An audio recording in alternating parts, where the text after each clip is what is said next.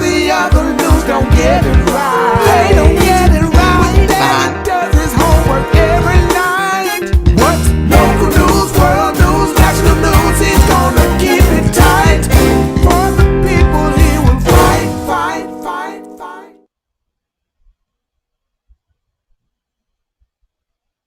That'll cook you full of shit. Let me read the corner. And just when you thought it was safe. That's all right.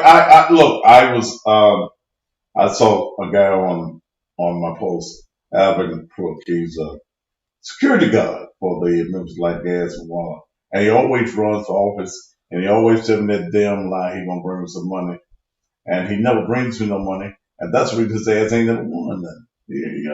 He don't never win nothing. But he just runs. But that's what happens with black politicians. Black politicians take their money to white folk. Yeah, I'm gonna call your ass out, man. Shit, I'm gonna call your ass out. How y'all doing, though? Y'all doing all right? Yeah, this Friday evening. I don't really want to do politics this evening, but I got a political subject that I'm going to deal with on Monday, dealing with the Breonna Taylor case, and I've looked into it. I had lunch, took me a nap, had me 3 pieces of Church's chicken, 3 peppers, some potatoes and some gravy, and a strawberry drink. And I have a couch set here in my office, a long couch, and then I have the little short couch.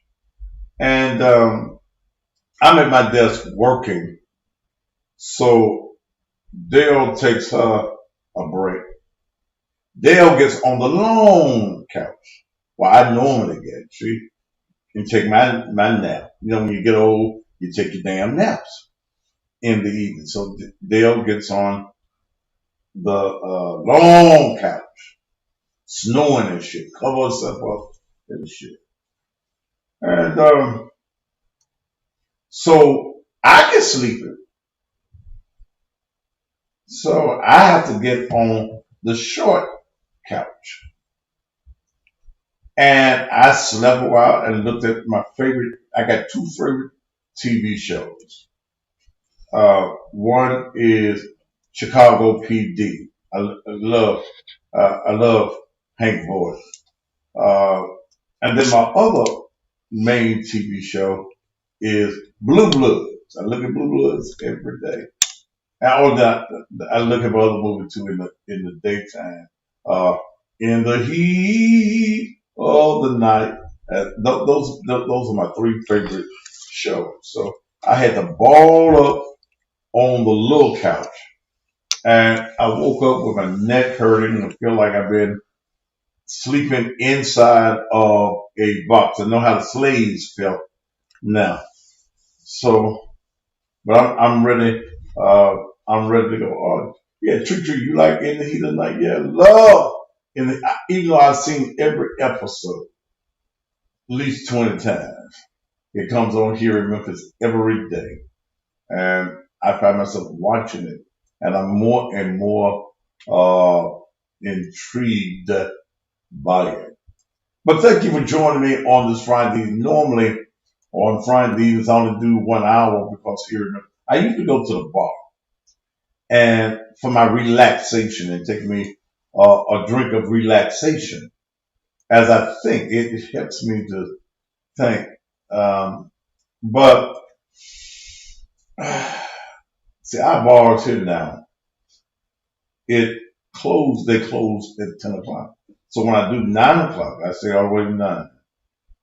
By the time I get to the bar, it's time to close. So I don't know. I'm going to try to do 1 hour with this show, but this show may take me into the full show, and I have to go to the bar tomorrow night.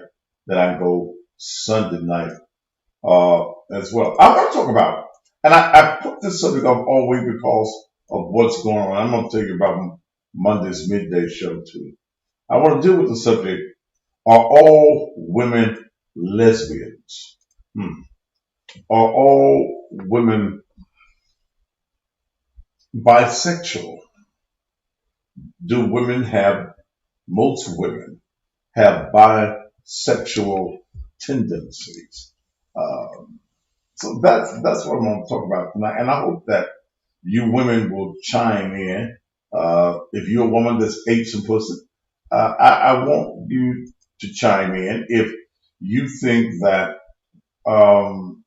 women eat pussy better than men, I want you to chime in and tell us what is the difference. And the word sensuality uh, was on earth. Motherfucker, you ain't gave me no motherfucking history lesson. And here's the new rule. If you do not have a picture on your profile, then you can't be on this page. That means you're a coward, motherfucker. You can't be on this page without a picture. You can talk about he gave me a history lesson. Motherfucker, I am. Read somewhere, motherfucker. You'll find out that in this town, I am history. Okay? But that's going to be our purpose. But Monday, on a real serious note, the Breonna Taylor case is becoming very interesting to me. The whys of certain things are interesting to me. And then as I dig today, and I find some records that have not been officially released in investigative reports. On Monday, in the midday show at 1 p.m., I want to talk about what may be the real reason that on March 13th, that police hit the apartment at 3003 Springfield Drive, number 4. Okay. What was the real reason? What's the real reason? We're going to talk about the ex-boyfriend by the name of DeMarcus Glover and the close relationship that DeMarcus Glover had with Breonna Taylor. We're going to talk about the facts that the police were looking for DeMarcus Glover,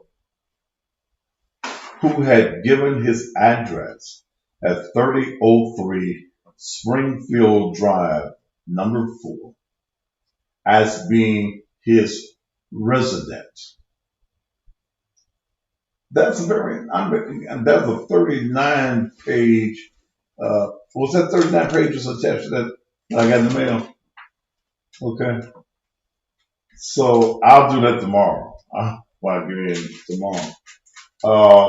I will go through the 39 pages uh, of information that is there so that we can talk about it. Because one of the reasons I'm wondering is all of this marching. Yeah, I mean, when we go back and look at her death, the death is totally uncalled for. You're marching now. And is there a real reason to march other than marching? Or are you marching just to be marching? Or is there a reason to march? They're marching in Memphis, Tennessee, and the guy that's leading the march tonight is a wannabe activist. He just want to be publicly seen.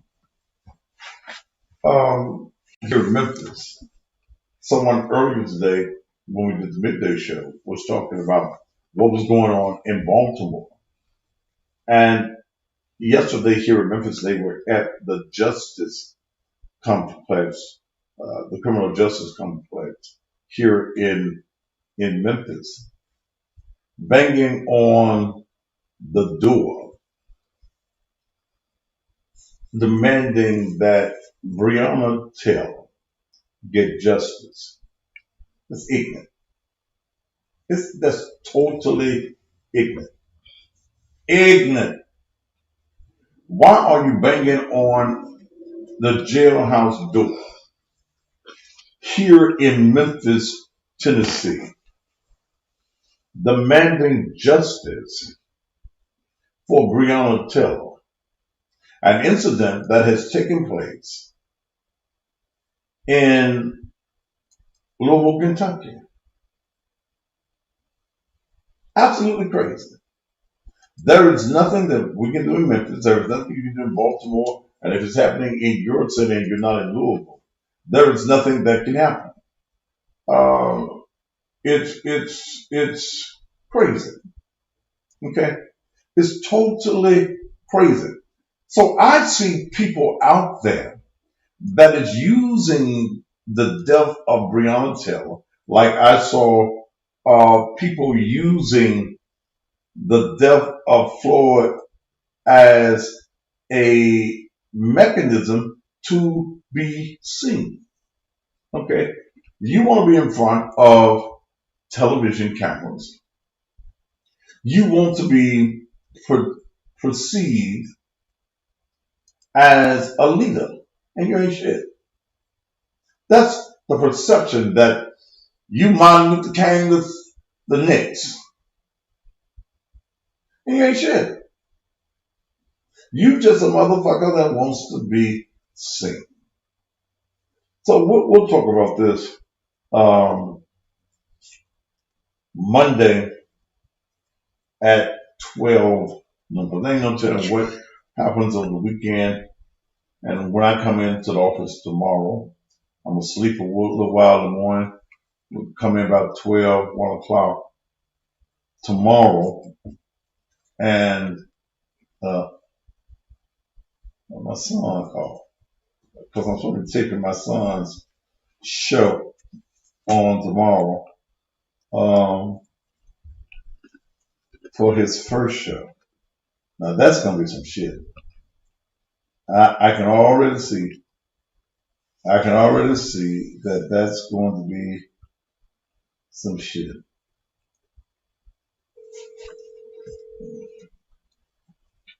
Yo, what's up? What time are you going to town tomorrow? I'm on my way now. You ready to take your show tomorrow? Sure. All right, let's do it. Oh shit! I got to be barbershop when you land, so You got be you ready to come? no, I said barbershop.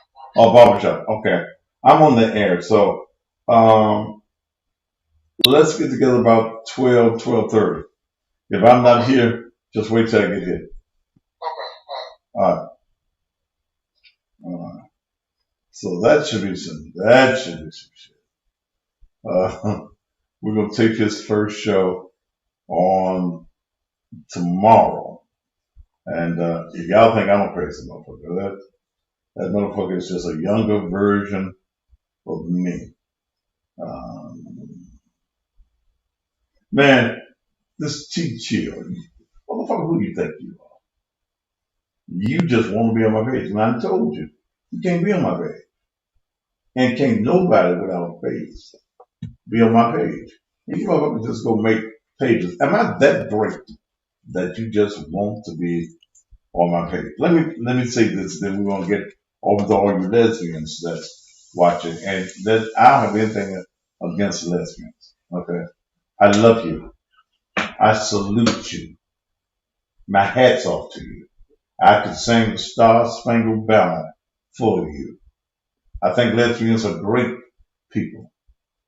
Okay, we believe in the absolute same things. We have the same religion. We do. Yes. Same religion. And I just want to know some things. I believe in having open and frank and blunt conversations. But before I go into that, I want to cover something real quickly that I covered on the midday show that I will be covering for days to come. One of the things that here in this building, which is Naked Truth, my studios are set up here in the building, at Naked Truth Liberation and Empowerment Ministries. I am the pastor. I'm a pastor that cuts. That don't need me being phony with you, and I ain't phony with God. God know I cuss. My mama was a great cusser. The daddy that I never do. I've heard from people that know him that said that he was a great cusser. He was articulate. He could articulate cuss. He was blunt. He was forward. But I cuss. I don't think that separates me from the love of God because I cuss. And I do. And I tell people that if you have a problem with my cussology, that you not listen to me, not watch me on the television. Just go on and find you one of them fake ass preachers that fucked your mama and made big head babies in church. And it always seems that when the pastor fuck a member, the baby always come here with a big head. Is that an omen from God? There.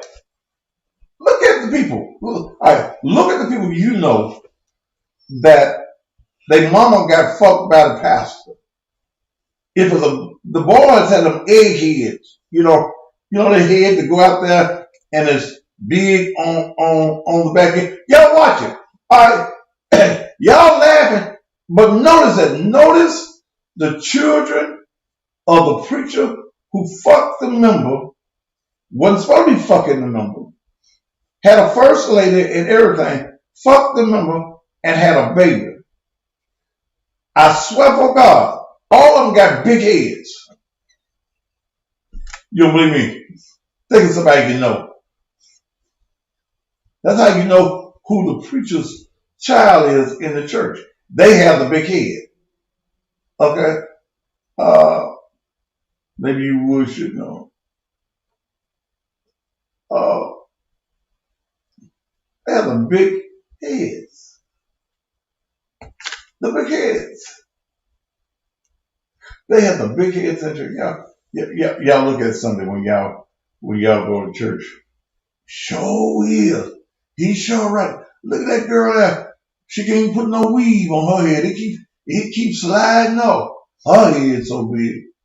Yeah, but I'm telling the truth. But here in our ministry, it has been, and this ministry was started in what? 2016?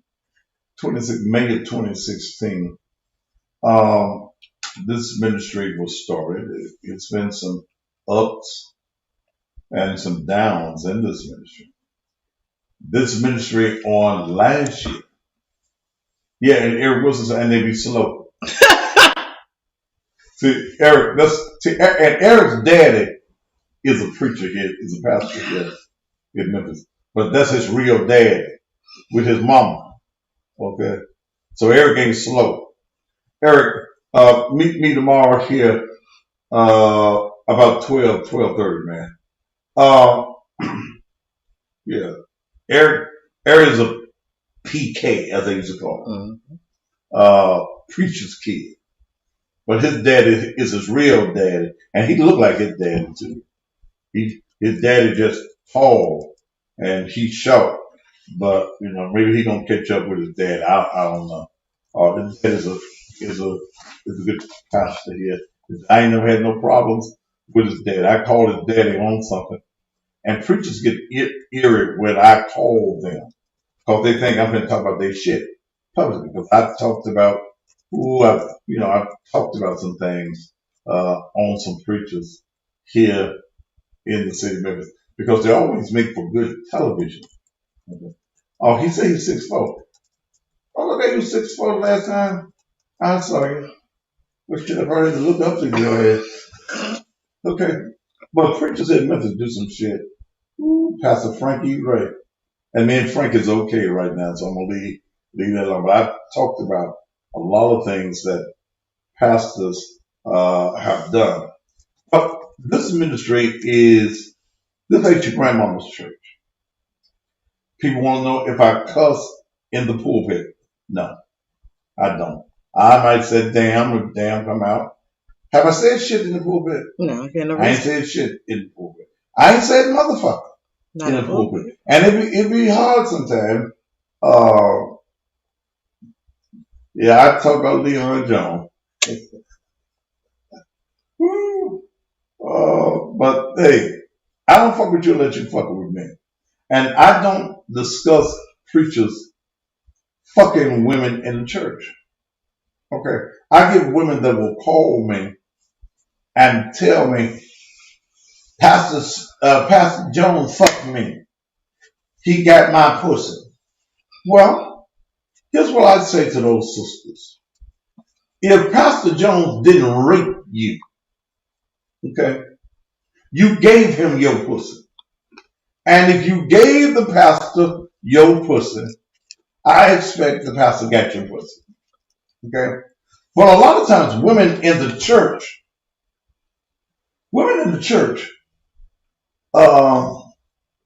see, I want to talk about the Astro Band. I'm trying to talk about Jones getting caught for prostitution and and all that. But I ain't gonna do that. I don't know anything about Pastor Wilson. Y'all talking about? And see, here's the thing with Pastor Wilson. They got Pastor Wilson and me confused last year. Yeah, they did. I don't know because he had his hair around his face like mine, but he older than I am. Okay, and they were talking about the fact that Pastor Wilson, who's in Texas, was shown eating this girl's pussy. Okay, now the first thing I say, he wasn't eating the pussy right. That's the first thing I say. Second of all,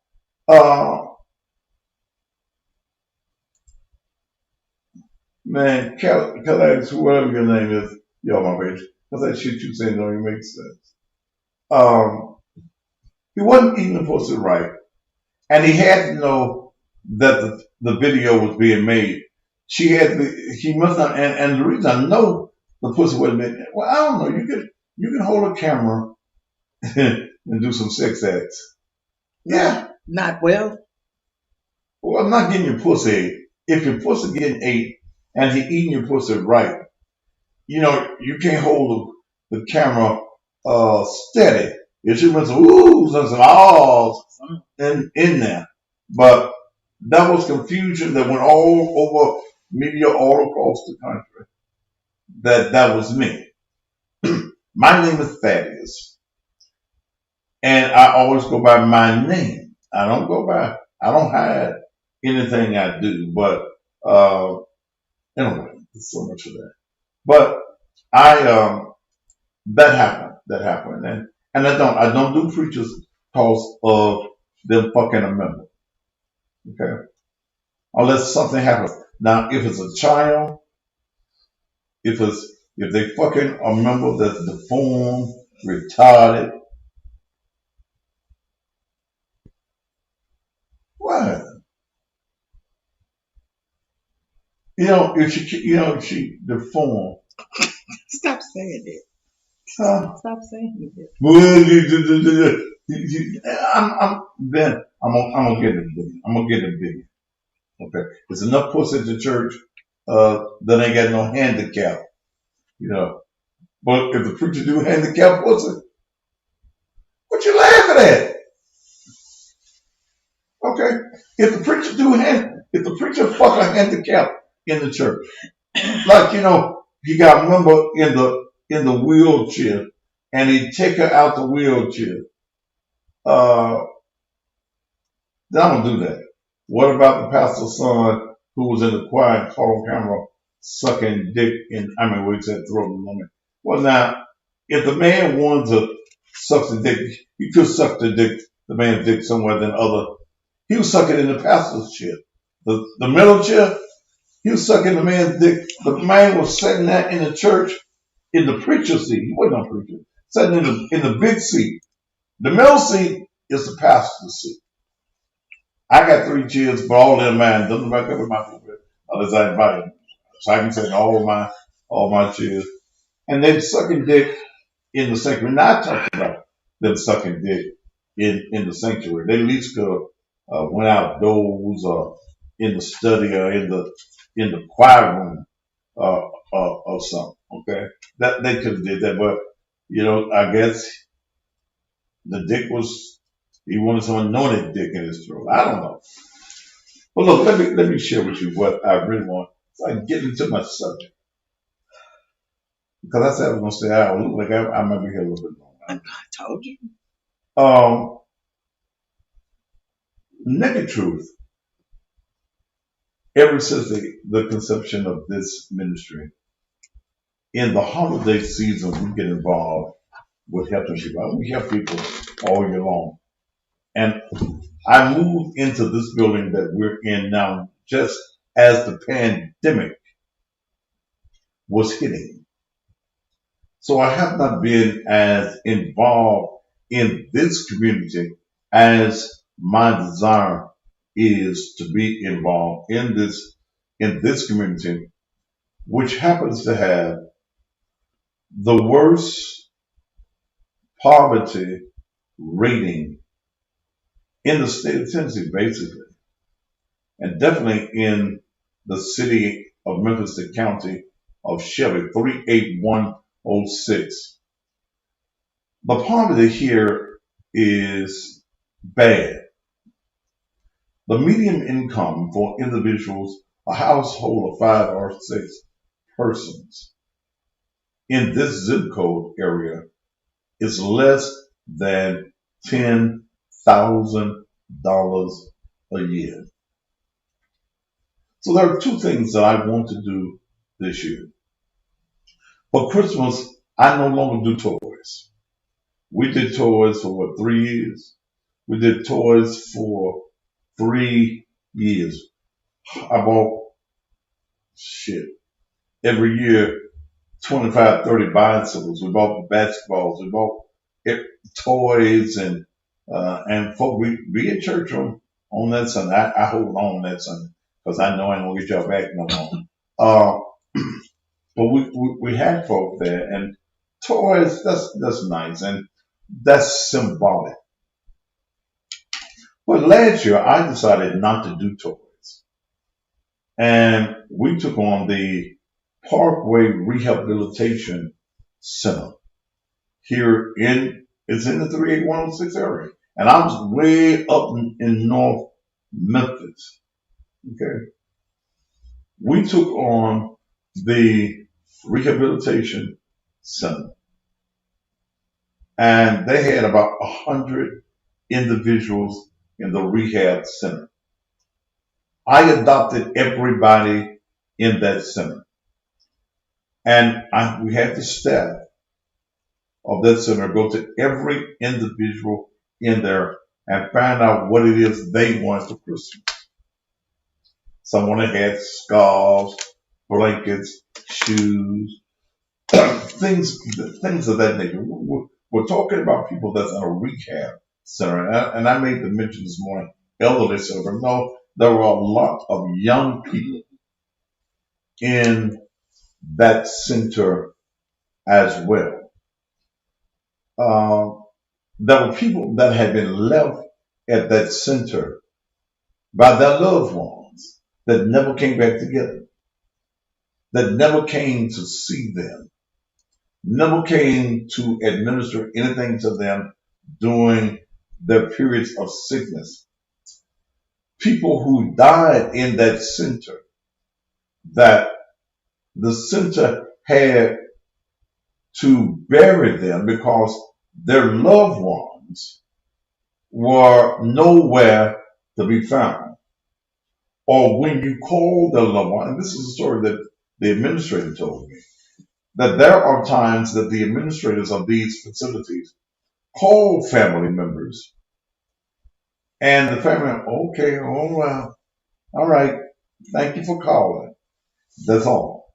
Never claim the body. Never call a funeral home. Never make any arrangements for a funeral. I used to work at a funeral home about a block away, NJ Ford and Sons Funeral Home. And a lot of times we buried people from there that didn't have nobody. Didn't have nobody that cared about them at all.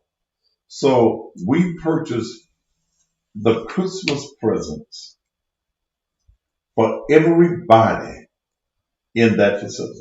Now that was the greatest joy I had ever had at Christmas. It beats buying toys. Uh, it's just a joy. It's a joy to see elderly people. I got flirted by so many old women last year. Hey boy, how you doing, boy? I'm doing fine, ma'am. You a preacher, ain't You're a preacher, ain't you? Yeah. So, and I got introduced to that because there was a lady that she called me about her loved one, and I went there to see what her ill was, and we took care of her until she died. But that's life. Who? That's the lady we saw at on Yeah, Dominique's birthday. yeah. That's the type of stuff I do. You hear about all the things negative about me, and I don't give a shit. Fuck you. But you don't hear about me burying the dead. You don't hear about the stuff I do about feeding the hungry. Um, we had a program where I took the church bus and we bought brand new blankets, and we had people contribute brand new blankets. And we took those blankets to people that were sleeping outdoors in the wintertime. And that's something else I may do. That made me do something I just do out of my pocket. We distributed, I know, over 100 blankets. You think so? 123. 123 blankets on, it was Thanksgiving. Was it year before last or 3 years ago? We did it 2 years. 2 years. We took the blankets for people that were sleeping outdoors. We gave them blankets. And on one of those occasions, I remember we ran across a black family, a husband and wife, what was it, 2 children? 2 children. As we were passing out blankets on a cold wintry day in downtown Memphis. And I don't know how I ran into this couple other than giving them that, but we got to talking to them. And while they were sleeping as a family, a husband and a wife, and 2 small children, was not fit for anyone to be sleeping. And it was cold in Memphis. I made a phone call to somebody I knew.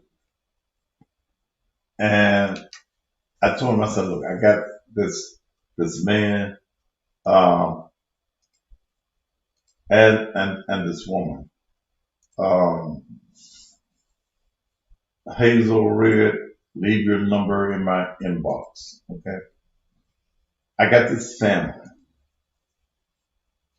that needs help, and I got this problem with leaving them here. And my friend told me, Veronica Hearns told me to bring them to her house. We took this family to her house. They lived there, what, 2, 3 weeks or longer? A little bit longer. They stayed in this house. I took them to an organization here, got them an apartment. Did one who got the job?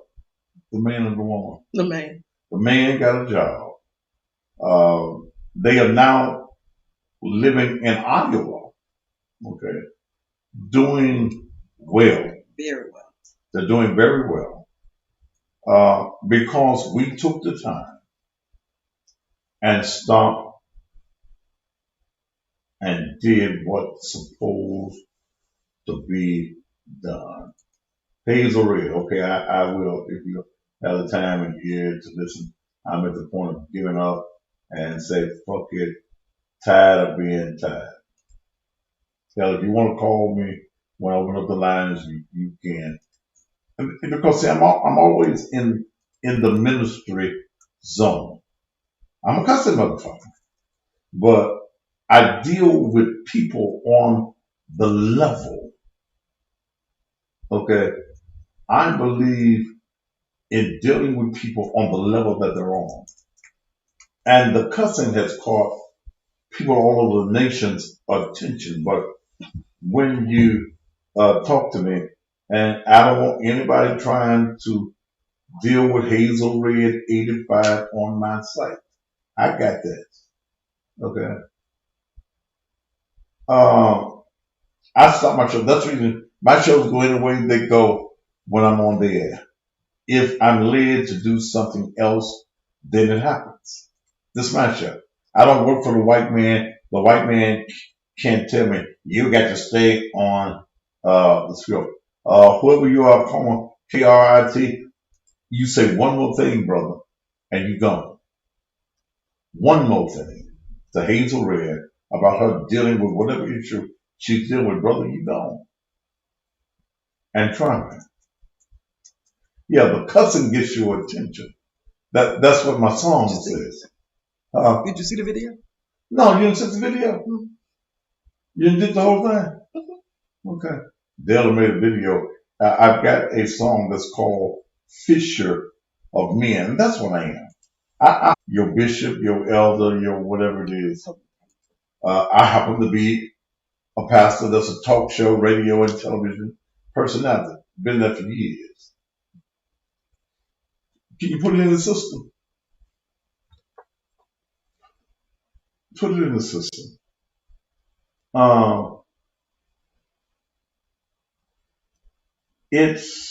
It's hard a lot of times because I get all the negatives. In Memphis, Tennessee, I don't get any recognition, and I guess I really don't need none because people know me all over the world until they need me. Okay? But it is what it is. God called me for such a day as this. And that's exactly what I do. That's what I do. That's what I do. Here's what I'm trying to do for Thanksgiving. The poverty is bad here, and especially in this area around the church, and this 38106. I want to take 50 people and give them a gift card. I want to feed 50 families. And you do understand, I said the word families. Boyfriend living with you is not a family. He's just a freeloading motherfucker in your house. I'm looking for I'm looking for women with children. Or even a husband. And I'm going to verify all your shit. And you're going through something. Because of the pandemic, you can't do the closed in dealings and things of that nature. So I want you to help me. I need to raise $5,000. Today we've raised $200 between my morning show and my midday show. None of this money is for me. I'm going to eat. You can look at me and tell that I dine sumptuously. People here to say, you know, what I do and what I've done. I ain't got to steal no more. And $5,000 would not excite me in stealing. 500 million, well, you may have an issue there now. But I need you to help me. Okay? I need you to help me. I need you, if you will. I need $25 from you. If you ain't got 25, I'll take 10 or 15. One lady today gave $50. Okay.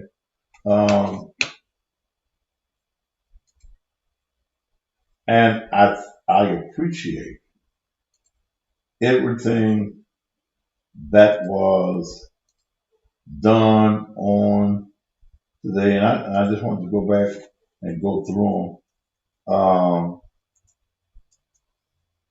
Raymond, not my son, but a guy I know I call him Foots, gave $20.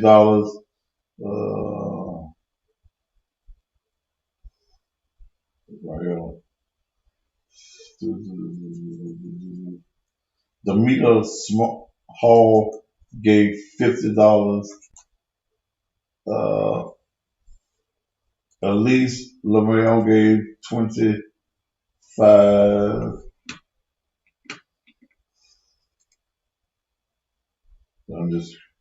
Darnell Glover out of Boston, Massachusetts gave 25. Burnett Matthews, Odom Matthews, whichever one she want to be, she gave 25. David Seals down in Sugar Land, Texas, gave 25. Nina James, that's probably online now, out of Chicago, gave $25. I need you to help me. I need you to help me raise $25. Some of y'all give it to churches that's even closed. And a closed church shouldn't be getting a dime. You ain't got nothing going on. Okay? You ain't got nothing going on. What are you raising money for? A lot of pastors have decided to close their churches down and just get their salaries. I don't get no salary. I pay the bills for Naked Truth. We don't get enough money to come in. Because look, I ain't got no whole lot of folks to come see me on Sunday mornings locally. I got more people that watch me around the world on Sundays than anybody else. Be behind on them. No, I'm not behind on. Motherfucker, you know you got to go off my bill. Ain't a bill here, dude. What is that? Your computer. My computer. No. Yeah, you gone, brother. Right now, it's a brand We new behind on the $20 bill. escape for just $2.99 a month. I spent.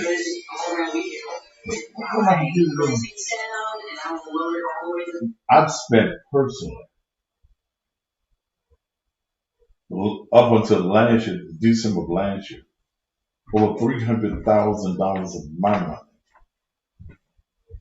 for ministry. Because I just believe in what God called me to do. And that's the reason I ain't went hungry. I ain't missed no meals. I ain't had no lights cut off. I ain't had nothing done. Because God blesses your faithfulness. I need you to go. I don't know what y'all, you know, Doc, who you need an address for.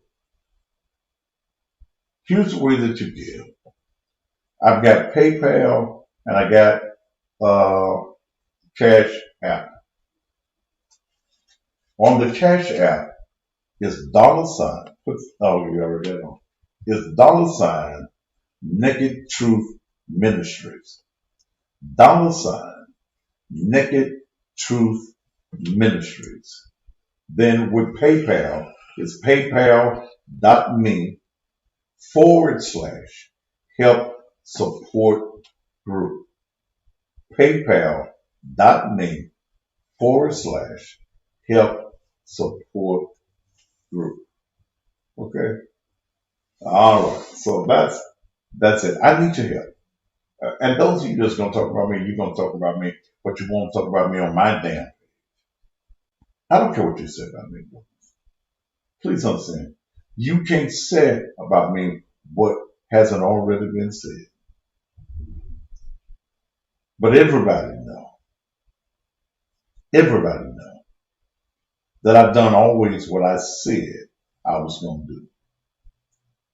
When I asked for some money to help bury somebody, and year before last we spent over $30,000 burying people that needed to be buried. I spoke about an incident this morning where I had to pull out my gun at the cemetery. A young girl got killed. They called me. I buried the young girl. I got the casket. I got the clothes. I got the grave. I paid for all of that. And what I would always do is if I ask people for money for those graves and things of that nature and for funerals, I put it up on Facebook or wherever, the receipt of where the money was. Man, this family got mad because we spent, and most of it was my money. We spent about $10,000 to bury this child. Not only did I spend the $10,000 to bury the child, the mother had some other children and they were living in a house that had no furniture in it. I put a house full of furniture in there. And let me tell you what they got mad at. They got mad at me for two things. I wouldn't pay for the repairs. Oh, three things. I wouldn't give them no money to buy no clothes for the funeral. Them fuck ass t-shirts y'all wear with dead folks' picture on them. And I put the body in the ground without a concrete container, which is the reason I went to that cemetery. Then, I get one of them young thugs that's her brother that wants to fight. You put my sister body dead on the ground. Motherfucker, you ain't gave a goddamn penny. You don't give a shit. So what the fuck you talking about? No, I don't do money orders. I mean, if you want, I do it PayPal or I do it Cash App. Kid, I want to send a money order or Western Union. They can just put it in the mail. You can send it to the church, Naked Truth, or you can send it to my attention. 1008 East McLemore, McLemore, Memphis, Tennessee, 38106. I need you to do that for me. Please help me help somebody else. My Christmas is going to be fine. I don't buy gifts for Christmas. I'm getting beyond that. I don't buy no toys. I got grandchildren.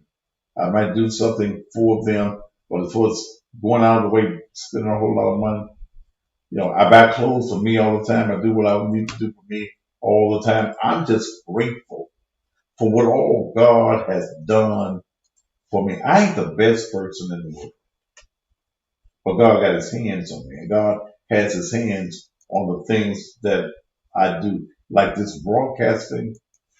I didn't know a year ago that I was going to have to do this. I was spending $72,000 a year, $6,000 a month to do this. God took that away. Only thing I pay for is cable connections. I pay for programs and things of that nature. I've been blessed to have somebody that works with me. And ain't nobody with me and Dale. Dale knew nothing about this. Even though we did my TV show for years, I was with a production company that did the show. Dale didn't know nothing about this until April 1st. And I use April 1st because that was my birthday. And we're going to keep on doing what we do for people not only in the city of Memphis, but we're going to do what we do. And I get people from all over the country that call me that just need somebody to talk to, just need a word. Okay? And I got no problem with that. I took off a lady off of the page last night. Damn it, what now? I took a lady off of the page last night that I know and I like because she found that it was comical that I was trying to help the black man out last night. Okay, I'm through with that. Let me get into this show. I thought it was about 7:30. Good God. But y'all send me something right now. Naked Truth, $ Naked Truth Ministries. Tell you what, Dale, let's take a commercial break. Then when I'm going to come back and I'm going to deal with this subject. Are all women lesbians? So I guess I don't get to the bar tonight. Are all women lesbians? Do you as a woman have a taste for another woman?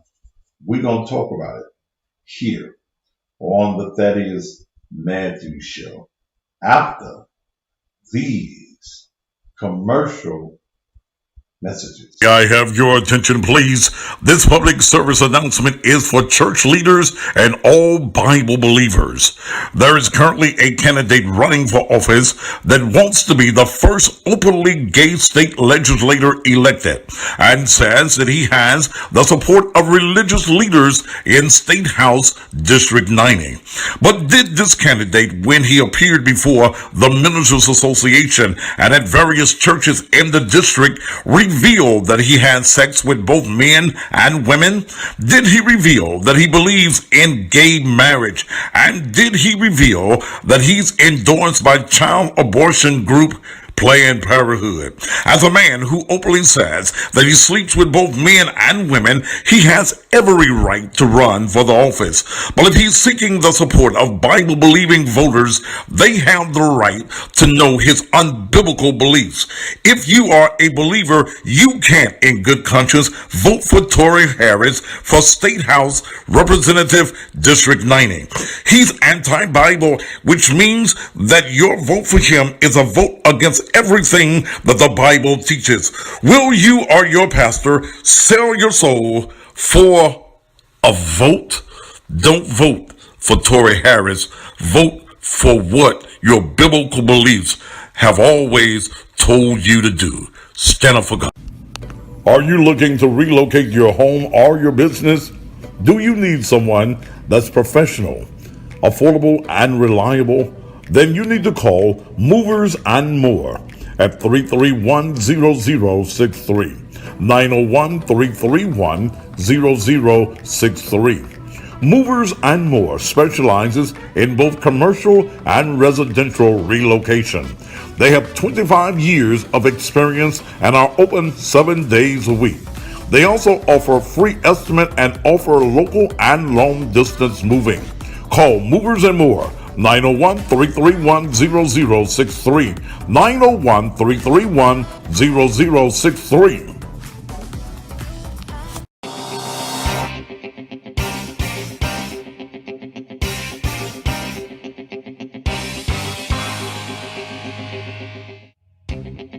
I was helping my coworker get her son out of jail, and a friend of mine referred us to Tiger Bonding Company. Neither one of us knew what to do to get the process started. The staff at Tiger Bonding informed us of what was required and professionally guided us through the process. The agents at Tiger Bonding turned a stressful situation into a pleasant experience. I recommend to anybody that needs the service of a bail bond company to call the dependable and reliable Tiger Bonding.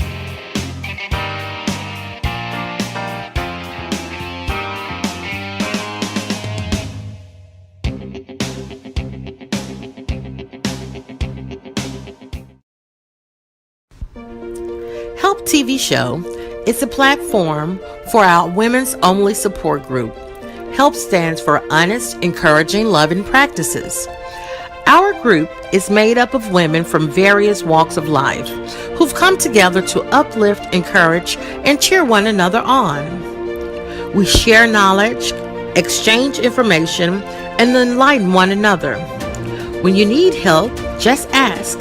If we don't have the answers, we can at least point you in the right direction. We're here to lend a listening ear, be a partner in prayer, and even an extra pair of eyes when needed. Help the TV Show addresses some of the group's most difficult topics. Help TV is aired on Cussing Pastor TV network on Wednesdays at 4 o'clock p.m. Be sure to join us. Help. Honest, encouraging, loving practices. Hey, what's up, everybody? My name is Raymond Matthews, and I want to invite everybody to check out my new show, Real Talk with Ray, coming very soon to Cussing Pastor Live TV. We're going to discuss a whole bunch of controversial topics, like you deadbeat husbands who think you're supposed to go 50-50 with your wife, but still want to be the head of the house. She got to pay her half the light bill. You got to pay your half the light bill. But now one of y'all ain't got y'all half, so it's dark on half the house. And you women who can't keep no man because you got these smart-ass mouths. Oh, and my personal favorite is you broke dudes who always want a woman to lay down with you, but you ain't never got no money on nothing. So tune in. You're not going to want to miss this show. Real Talk with Ray, coming soon to Cussing Pastor Live TV.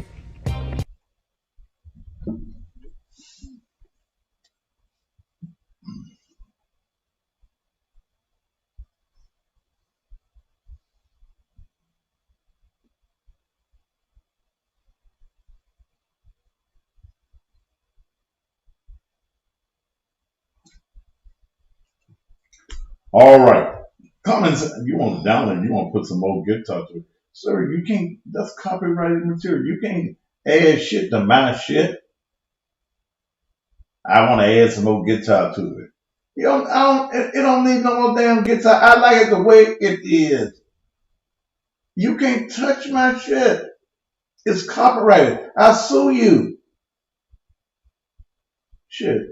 I mean, got your EPT card. Man. I want to add some more guitar to it. All right. Are all women lesbians? Do all women have some bisexual tendencies? Okay. Do women want other women? Have you kissed a girl and like it? Most women are closet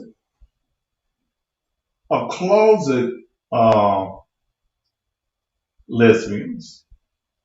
You got the fantasy of being a lesbian, or not being a lesbian. You missed the show's intro song, then you need to get another form besides here because it ain't on. It's not on here. I'm trying to figure out a way, and we can't.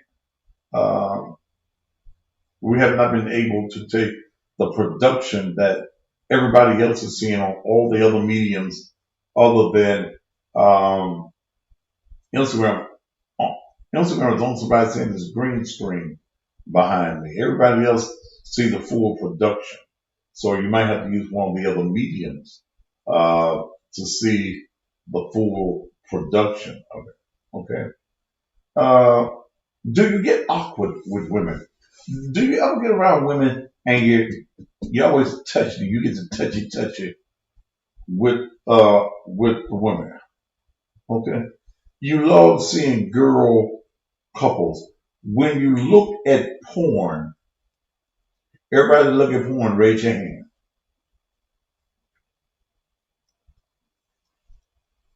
When you look at porn, do you find yourself looking at lesbians of women with women. I like to see black women with black women. That's just my thing. Okay. Do you fantasize about being with a woman? Do you not have fun when you sleep with God?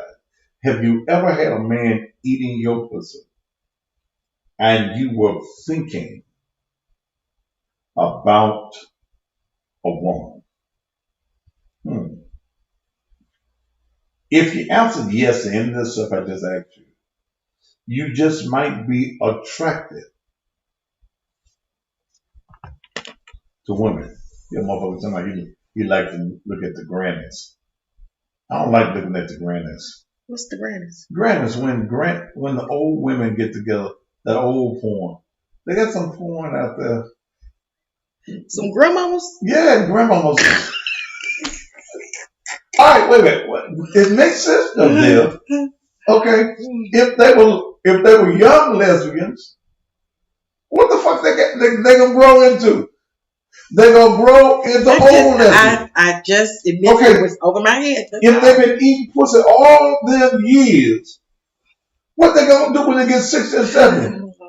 They gonna eat some pussy. But they gonna have to eat some old pussy. Now, sometimes these older lesbians or these older women will turn young women out. Okay? Turn out. You know? They ain't always got cobwebs on their pussy. You know? Now, most of them older women got hair on their pussy. The older women that I fought in my lifetime, over 60. Yeah, they still, hell, I'm over 60, goddamn. Shit. No, it's some women still fucking over 60. Got good pussy over 60.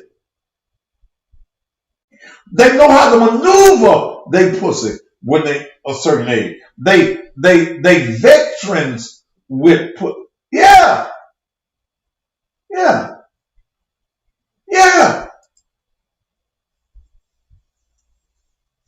That lady, you know that I know. We won't call no name. Okay? Good pussy. So, if the grannies are eating pussy and they've been lesbians all their life, get veteran pussy. Oh, say, can we see? Yeah. If they've been eating pussy all them years, they ain't gonna stop eating pussy when they get 60 years old. What they supposed to do then? They ain't had no dick in 40 years. What they supposed to do there? I don't know. I just hadn't thought about it. Okay. All women still play with their pussy. Okay. They got clits and things still with their pussies. So they're out there. They're out there. And there are many women that fantasize about being with another woman. Now, how do you check it? How do you check it? Is she a girl watcher? Does she show an open appreciation for women? I don't think the old lesbians still be active. They probably just be colored. Why wouldn't the old lesbians be active? You don't stop liking to get your pussy ate because you're a certain age. Okay. So they still want the attention. Yeah, they do some cuddling, but they do some eating too. They do some trimming. Trimming. That's the technical word for when they get in the scissors position and it's clit against clit. And they just rubbing clit against clit. Yeah. Shit. Yeah. If the woman seems to generally appreciate women, including their sex appeal, there are chances that she's bisexual. Now, a lot of people don't put titles on their sexuality. They just sexual. They do whatever it is that turns them on. And everybody has the right to do whatever it is that turns you on. Okay? Everybody. Now, one of the things that I have not understood is, and maybe a lesbian will call me, I'll put the number on there.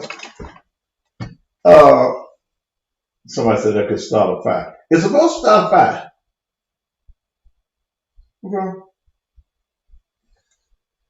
Is there are women who love to be penetrated by a strap-on. You love your woman to put a dick around her waist and put it in you and fuck you like she a man. But you don't want no dick. And I wonder, somebody used the word hunching. Well, I ain't heard hunching in 40 years, hunching. You gotta be old, baby. And I be wondering why you want the plastic, but you don't want the skin. Okay. Why? Are you a woman? Are you a woman? That if a woman came up to you and you'd had a few drinks and y'all sitting at the bar and she started rubbing on your leg and you don't say nothing, that's a sign right there. That's a sign. And she tell you she want to eat you, she want to taste you.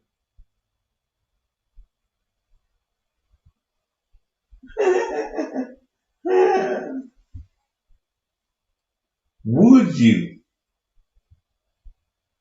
let a woman eat you? You always wonder, is there anybody, and I want you to be honest, I don't know you, you don't know me.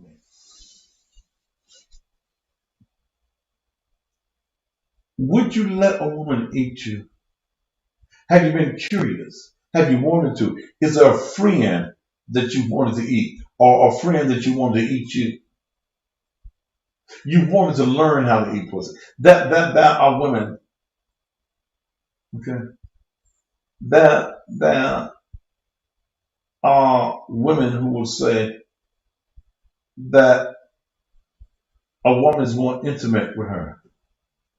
I may let her eat it if I'm drunk enough. Well, isn't that really what you want to do when you're sober? Your real feeling coming out now, Miss Tweet. Okay. Somebody says maybe, maybe not. That's an honest answer. Yes and yes, but not anymore. So are you saying that you've had your pussy ate by a woman? Then here's a woman, me, myself, I'm not gay. What is gay? What is your definition of gay? What book this come from? Matthews.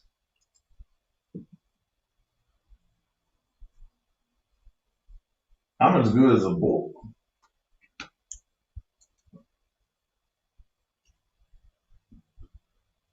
That woman who said that women eat their pussy better than a man. How is that so?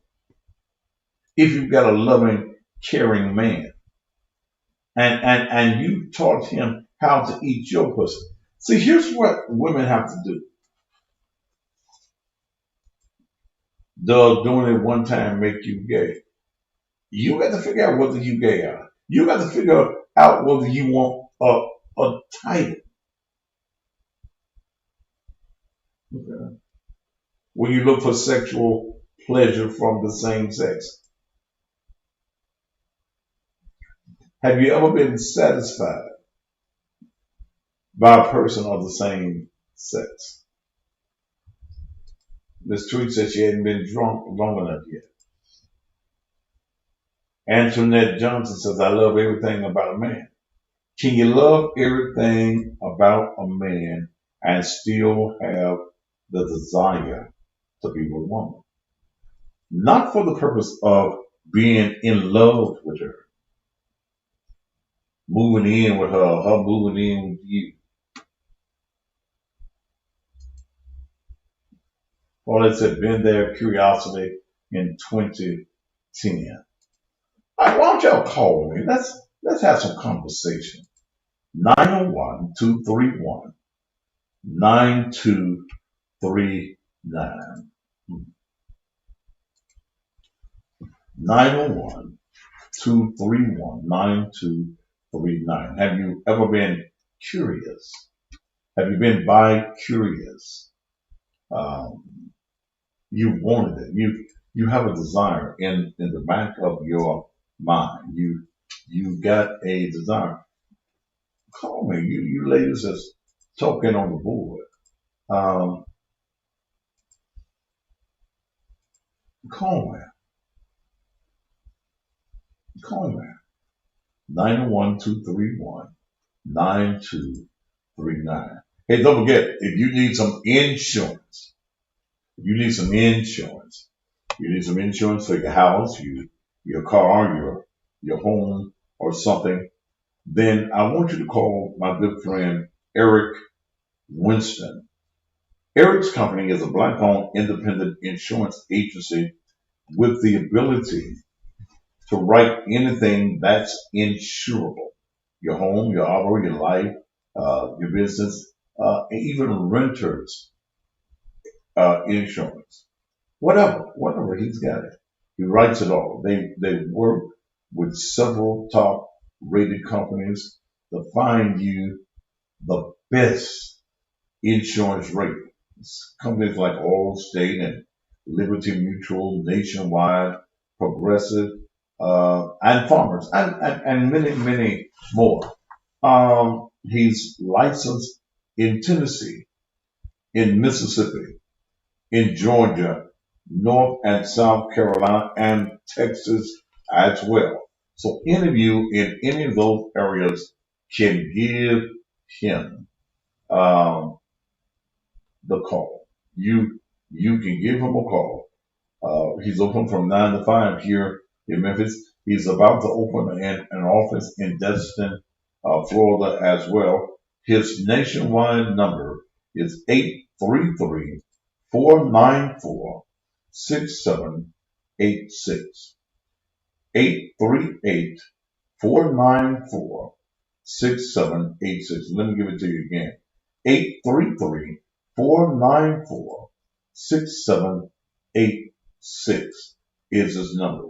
His office number here in Memphis is area code 901-275-8173. Why is my phone? Sarah just. 901-275-8173. You got your voice recognition on. She thought you was trying to call him. I ain't got nothing. I ain't touched this damn You ain't thing. got to touch it. I told you that. Sarah done lost her damn man. She called the insurance office. Mm-hmm. Well then, okay. He's located at 2400 Poplar, Suite 240. 2400 Poplar, Suite 40.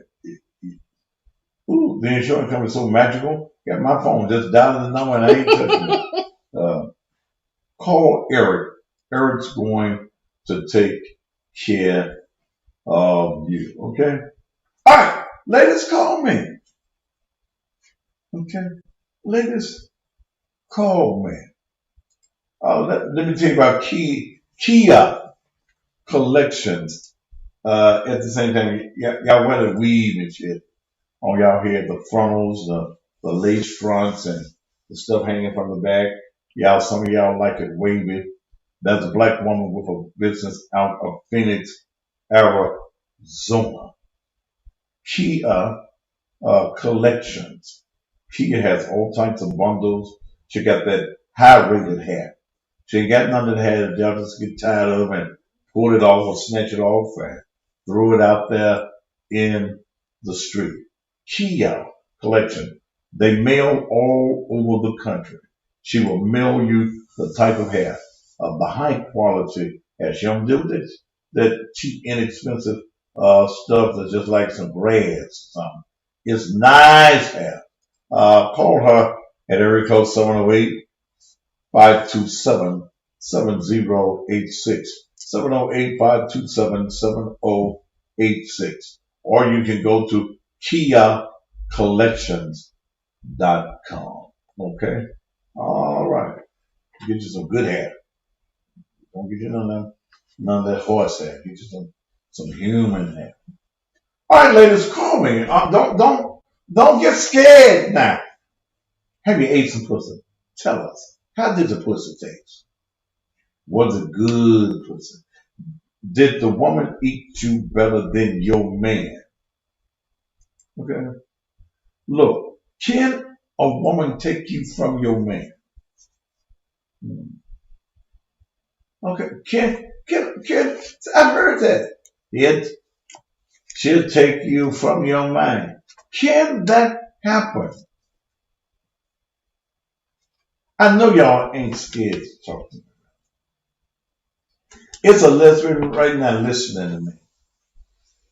Are you a stud or are you feminine? And why do, and I really wanted to know this, and I wish a lesbian would call me so I could find out the answer to this. Why do certain lesbians dress as men? Okay. Why you dress as men? I don't know. If Paulette, if a girl, a woman can take you and make you not like dick no more, your man ain't shit. You got look. You got to tell a man the way you want your pussy. Cause Paulette, he'll suck your pussy or lick your pussy like he was doing Mary Ann's. Every pussy is different. It's different. You can't see some pussies. Some women like their pussies to be sucked roughly. I had a woman tell me, "You eating it too rough." I had to stop eating it rough. I had to kiss it and lick it a little bit more. Be a little gentle with it, cause the pussy was good. Okay, the pussy good. And when you love to eat the pussy, you'll get carried away. When your love, your sensuality, that's what the word is. When your sensuality get caught up and you forget, and you find pleasure in eating the pussy. You find pleasure in the tasting, the sweetness of the pussy. Ooh. Lord have mercy. You get carried away. You like gentle. Okay. So you have to learn. Tell your man you like your pussy eat gentle. You want him to lick all over your pussy. You want him to nibble on your pearl tongue. You want him to lick your pearl tongue. Kiss your pearl tongue. Talk to the pearl tongue. Stick his tongue on the inside of the pussy. Let him surprise you and run his tongue across your asshole. Woo! Yeah, there's something about when a man run his tongue across your asshole. Oh, can I get a witness in this house tonight? Yeah. Let it run. His tongue cross your asshole. You know how you, and since you're looking at the pussy, you might as well. You know, I don't eat no ass. Yes, you do. I was wondering why you wrote why. What is why? I don't know. Okay. Yes, ain't nothing wrong with the man sticking his tongue in your asshole. Nothing wrong with that. You're right down there with it, and an asshole be calling you. Why you neglecting me? Here I am right here.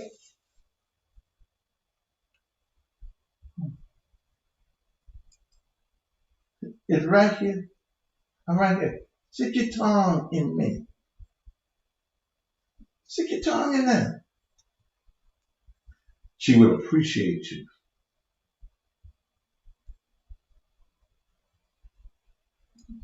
Oh, you're talking the road wrong. Yeah, I know. Yeah. Yeah, Lauren said, don't neglect it. Stick your tongue in the ass. Oh. Every woman on here that like a little tongue in the asshole, be a witness. Lauren said, treat both holes equally. A woman like that. Yeah. Women like that. They will act like they have reservations about it. Because Angela, I wear female clothes, okay? Well, anyway. As long as you're not shitty. You ought to know that before you lay down with them. So to know whether the asshole is clean before you lay down with them, man. If the asshole is shitty, why you getting the pussy hole? If she ain't washed one hole, she ain't washed the other one. Now, whoop, Lord, give me a witness in there.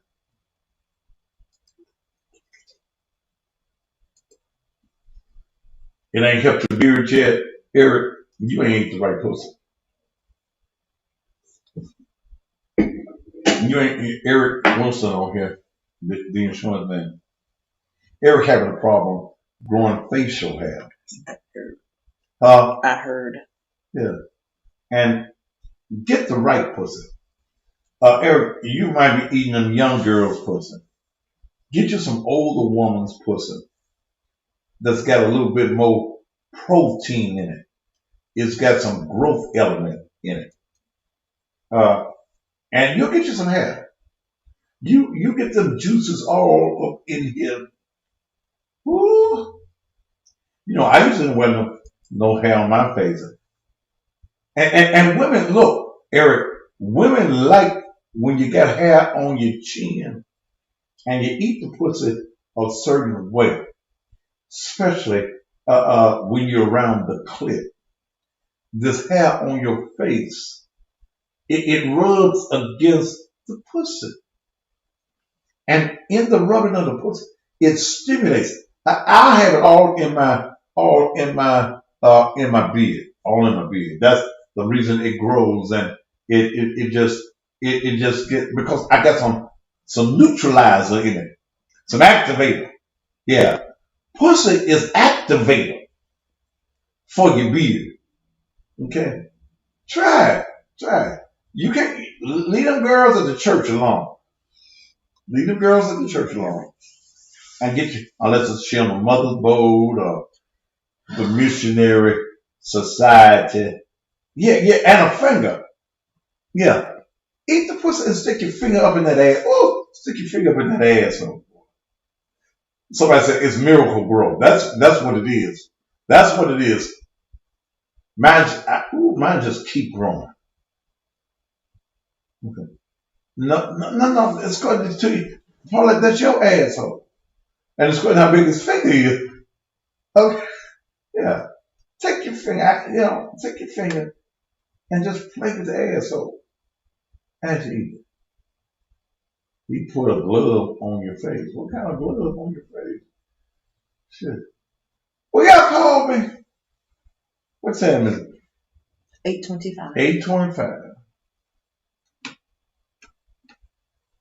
I don't have a beard. I guess I gotta eat more. Yeah, you just eat more. You love a clean face. Well, that's good. If that's what you do. You wash your face after, or you like to smell it all day? No, I don't want to smell it all day.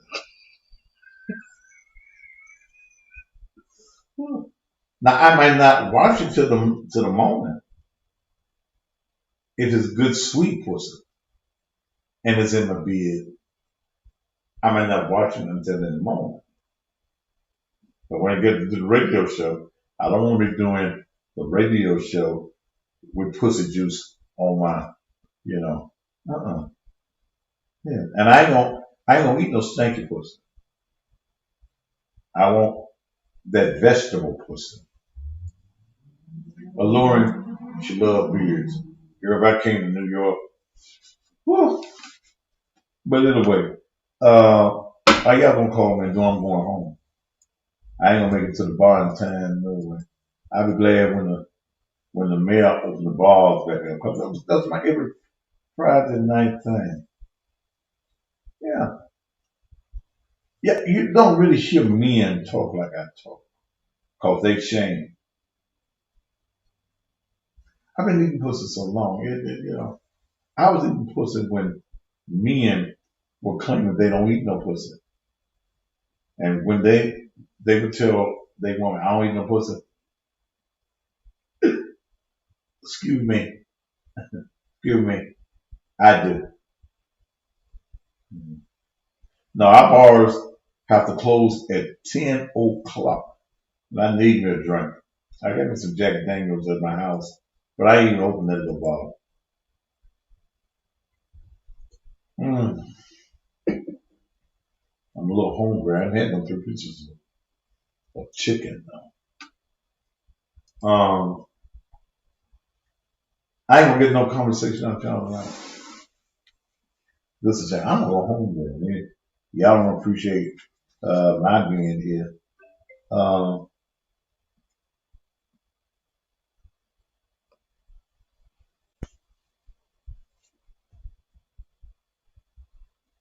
Okay.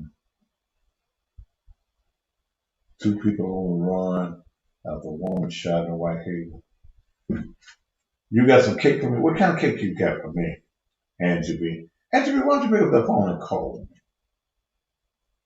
901-231-9239. And see, what we're going to do is get a board, another one of the phones, and put in for Facebook, because I don't know what they're saying on Facebook. Are they saying anything with huh? They ain't saying that on Facebook? Not much. Oh, they just listening. These folk over here on Instagram, they raunchy. No, they not. This a different crowd over here. Oh, they intelligent or something on Facebook? They had a couple of jokes. Yeah. But no. Red velvet cake. I don't like red velvet cake. I like chocolate cake. I like pound cake. Yeah, them the kind of cakes I like. I don't do red velvet because I don't know what the red be. So I don't want no red velvet cake. Ladies, if y'all ain't gonna call me, I'm going home. That's all we got in Memphis. Yeah, that's all we got. It's home. You know. Well, I just thought that we had talked about this subject. I thought that y'all would really get into the conversation. Sour cream pudding cake. I ain't never had no sour cream pudding cake. I told you the kind of cakes I like. I like a little carrot cake. Okay. Okay. But let me eat what I like to eat. Give me a call. They'll be ready for commercials. Give me a call. Have I ever tasted the Jamaican fruit cake? I think I had some of that when I was in Jamaica the last time. I like good sweet cake. What's that cake with the pecans and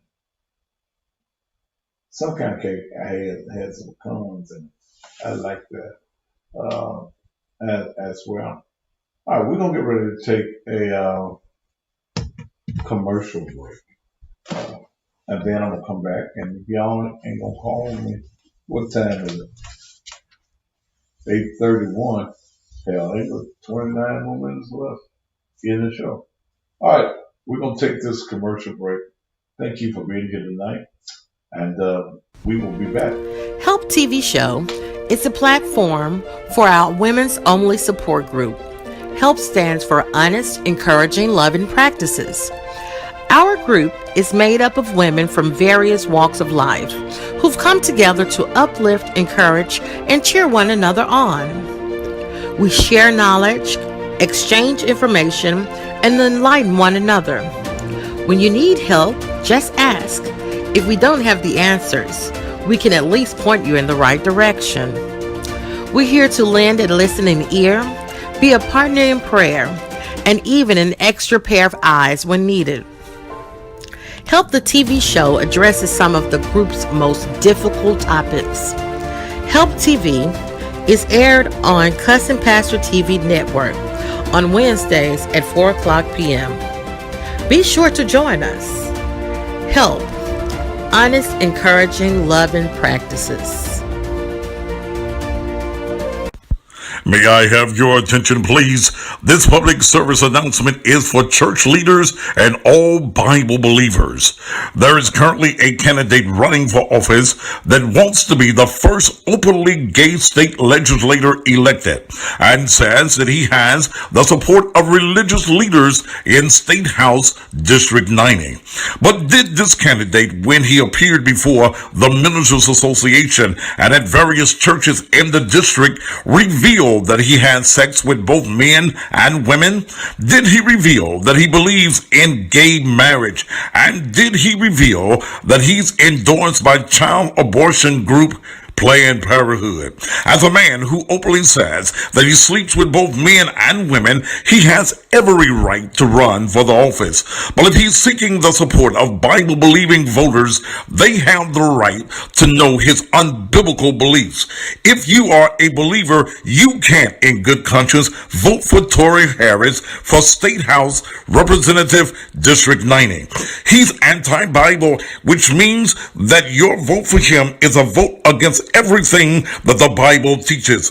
Will you or your pastor sell your soul for a vote? Don't vote for Tory Harris. Vote for what your biblical beliefs have always told you to do. Stand up for God. Sweet Flame Candles by Brittany. Do you need to relax after a hard day's work? Are you looking to distress from the worries of the world? Run you a bubble bath and light a candle. A Sweet Flame Candle. Sweet Flame candles are hand poured and have up to 60 hours of burn time. They have high quality fragrance and a variety of scents. Strawberry shortcake, lush lemon, coconut lime, just to name a few. Buy 2 and save 10%. Buy 3 or more and get free shipping. Candles provide comfort and relaxation, and they add ambience to any event. Sweet Flame Candles is Black owned by Brittany Matthews. To purchase your candle, call 615-573-6657 or go to www.sweetflame-candle.myshopify.com.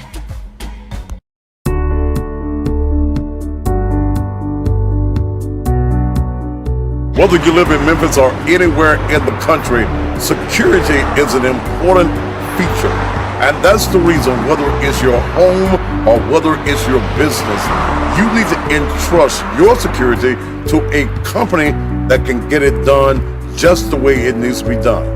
That's the reason I entrust my home security and my business security to Shoney's Electronic Repair.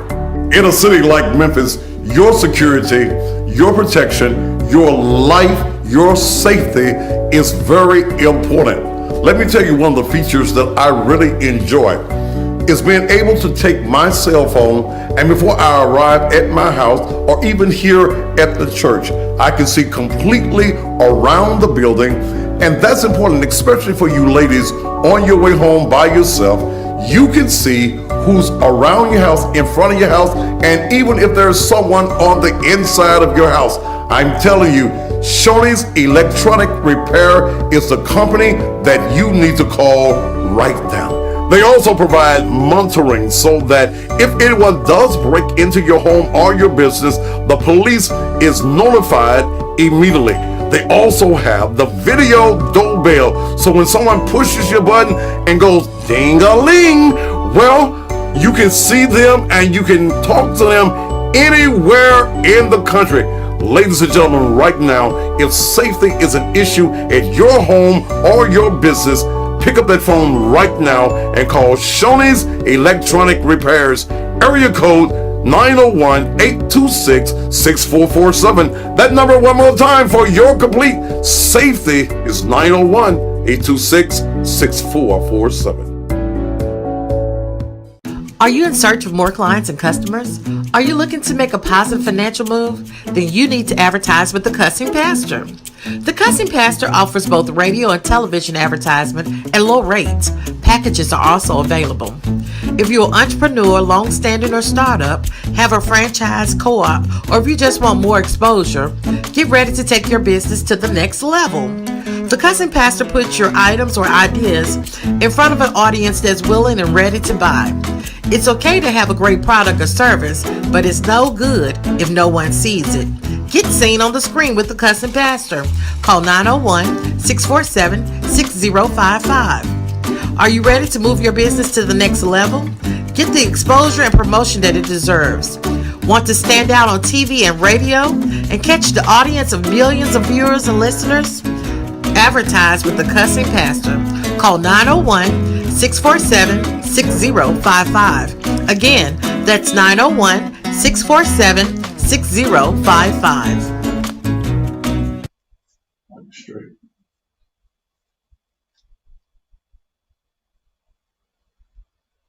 All right, we are back.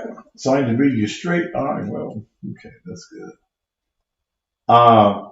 Dale has did a pictorial video of my song, which is a rap song, which defines who the Cussing Pastor is. I ain't got it yet. She sent an email. It's about 3 minutes long. Half the time I record, I cut records. And I did one day. I was feeling kind of low. And I did a song called, and Dale writes my songs. All except I found my good thing. And it's called Standing on the Edge, About to Fall. And it caught me. And this is a song that has a lot of spiritual meaning, that when you're down and out and things of that nature. I'm going to see if I can play it on this song. Yeah,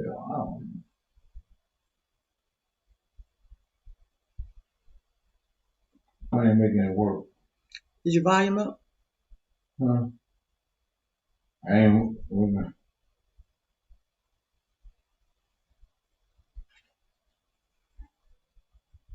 Dale seemed like she was a nice lady. Oh, Jesus. I am a nice lady. I thought I ain't getting it to work. I don't know. What are you in? I'm hitting the little arrow. What's the program you in? What were you doing? I'm sorry. I'm standing on the edge. Standing on the edge.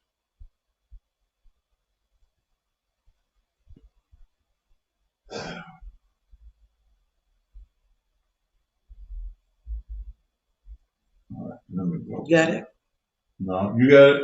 Mm-hmm.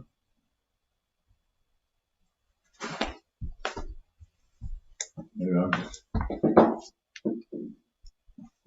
You got it? Hold up. I grabbed it wrong when it went off.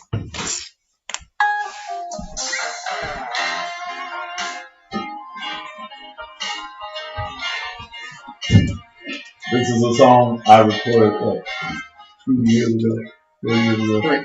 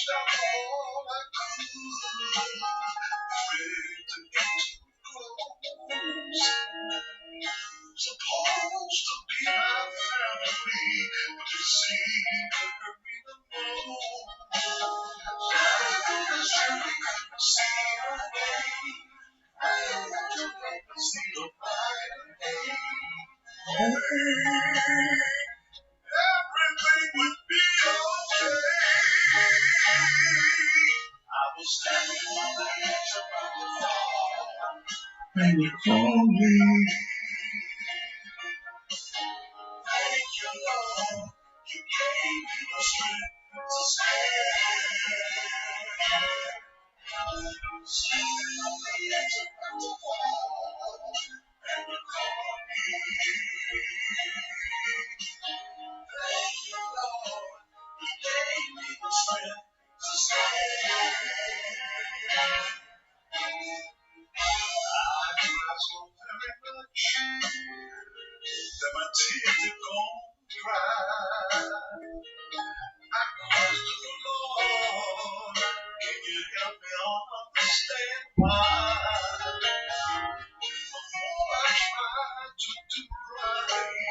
Seems like when you're on the road, I didn't mess with no one, but folk wouldn't leave me alone. I surely couldn't see a day. I never to ever see a brighter day. Everything would be okay. I was standing on the edge of the fall, and you called me. Thank you, Lord. Thank you, Lord.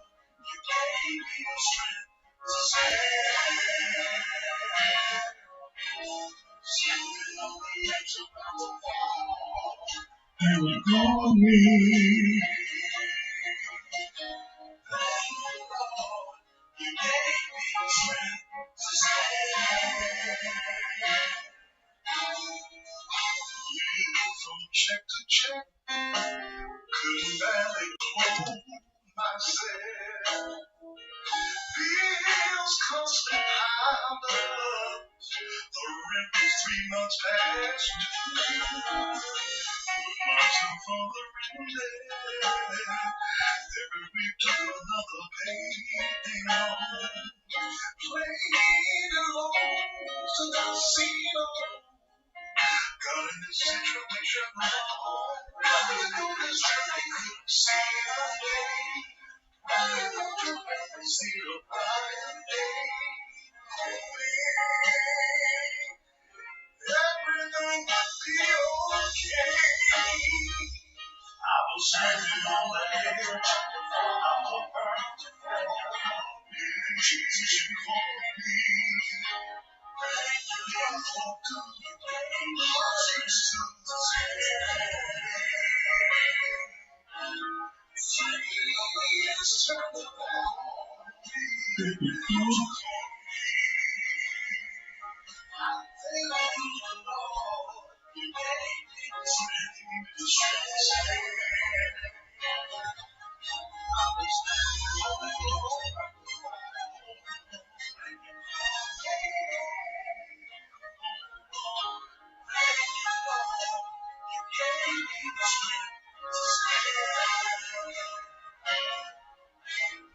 to Yeah,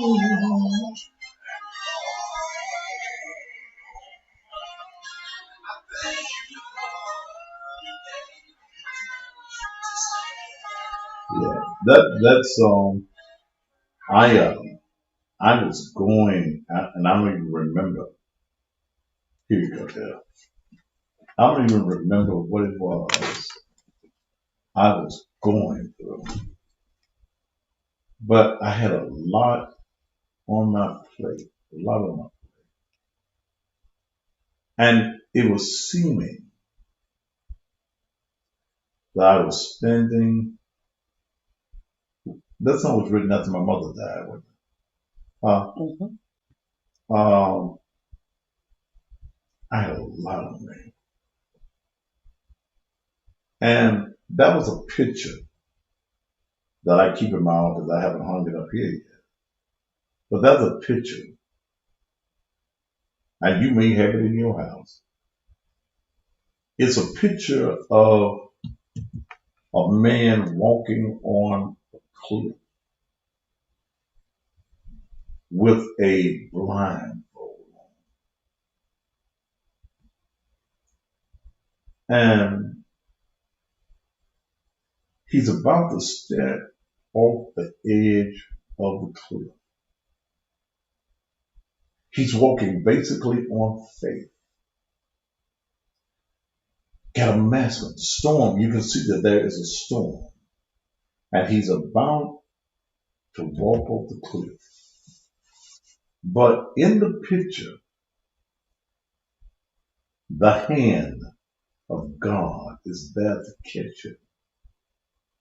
And I told her, I said, write me a song that says, I'm standing on the edge and I'm about to fall. And you called me. She writes a song overnight. And I went into the studio and I recorded that. I'm going to start playing that more on my blues show. Because in this pandemic time, there are people on the edge and they don't know what they're going to do. And there are people who have given up. And I've been at that point. I've been at that point that I wanted to give up. Not give up life. I wanted to stop preaching again. I wanted to stop pastoring. I wanted to stop helping folk. I wanted to stop even liking people.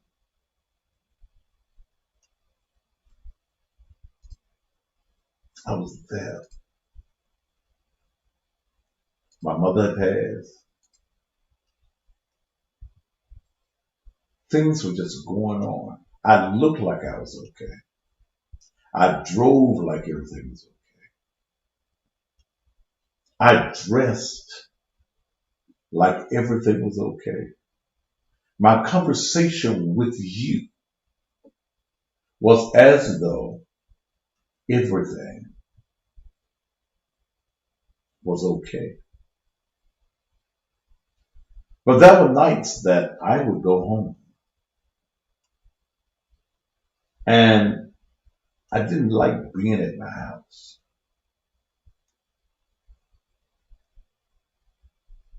I was in a great big house all by myself. I was surrounded by fake and phony people. People who really just wanted to be around me for what I could do for them. Phone calls that I could make for them. Or looking for a handout. And I'm just tired. I'm just tired of work. I didn't like people no more. And I said, damn, why? Because when I started the ministry back, I started the ministry After my mother died,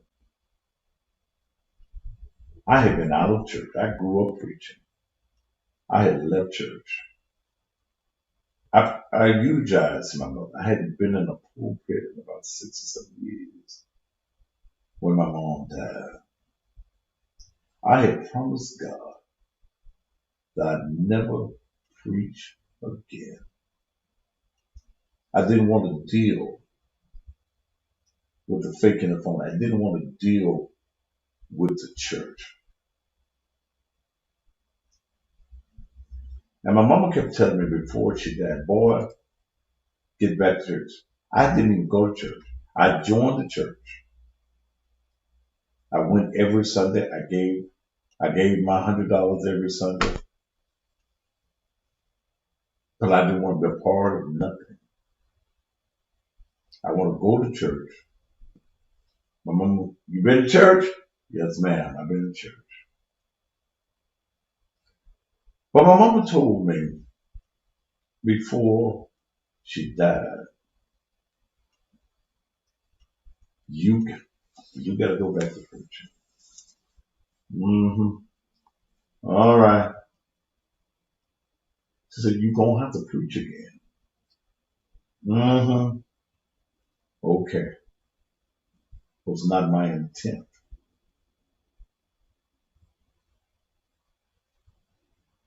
My mother passed away. And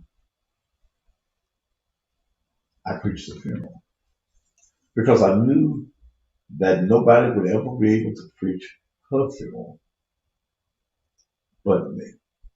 I told her pastor, because she was in a small church by this time, that, man, I put you on for some remarks, but I got to do this. And this thing of starting back to preaching and this ministering thing was hitting me. And I told God, I said, now God, I'm making a deal with you. I make a deal with you.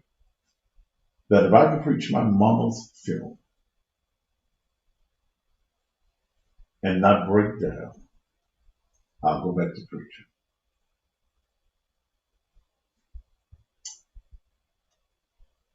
I preached my mama's funeral. Hell, when I preached to, I was surprised at myself. And I didn't break down.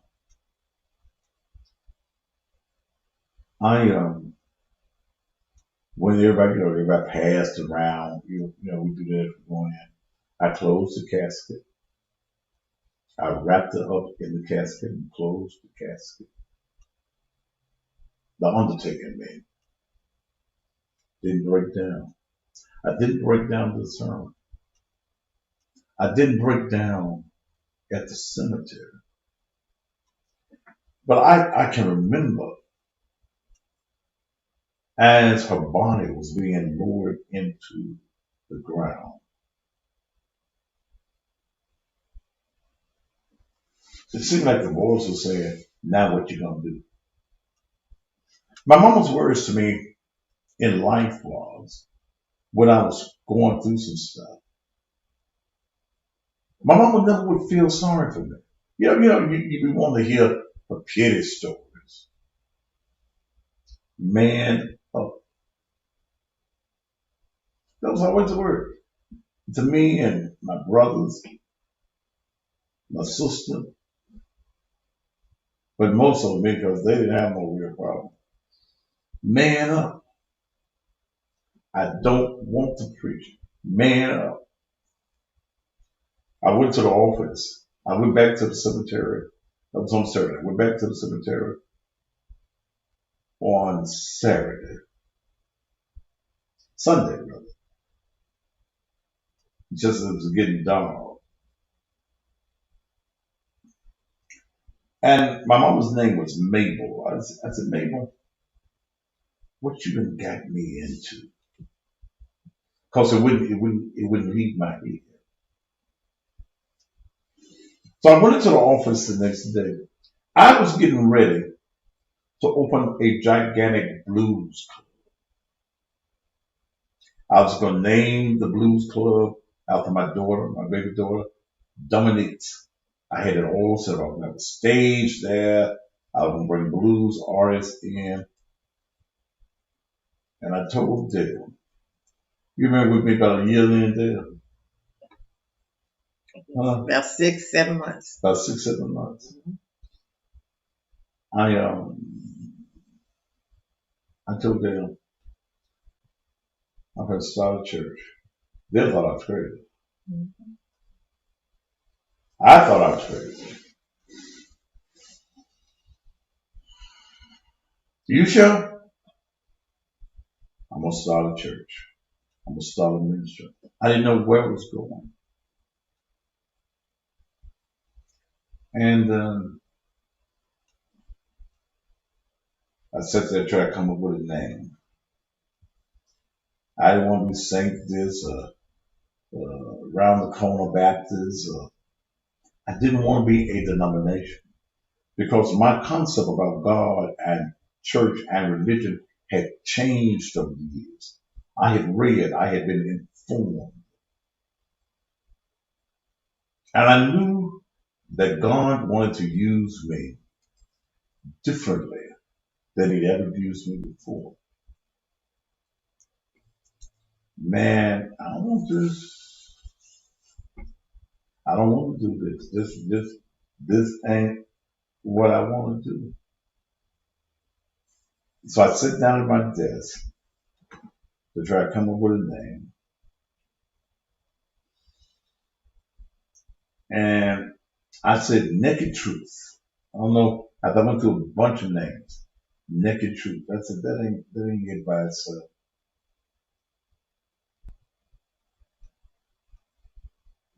You want to be about freedom and people freeing their minds. Okay? Liberation. Naked Truth, liberation. That wasn't enough. You're about empowerment. You're about enhancing. So that's how the name Naked Truth, Liberation, and Empowerment Ministries, not church, but ministries. And during this time of this inception of this church, we've had some ups and some downs. I figured that here I was in Memphis, a well-known personality, that the church would be running over. And in the very first building that we were renting, it wouldn't run over, it was full. But they came for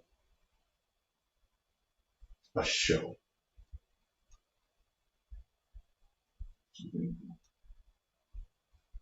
Many felt that it was a promotional stunt. Then folks said that, well, he won't last at church 90 days. Then they said he won't last 6 months. You damn sure he won't last a year. It's been how many years now? 4. 4. It's been 4 years. They didn't come. They didn't come. That was Sundays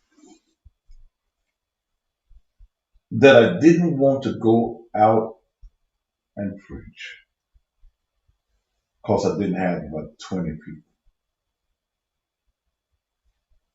Then that was Sundays that I didn't want to go out and preach because I didn't have 5 people out there.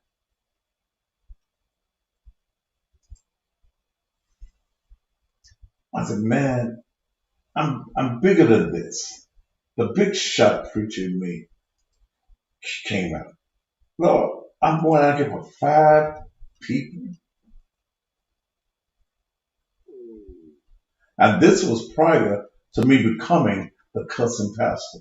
I didn't become the cussing pastor until December of 2017.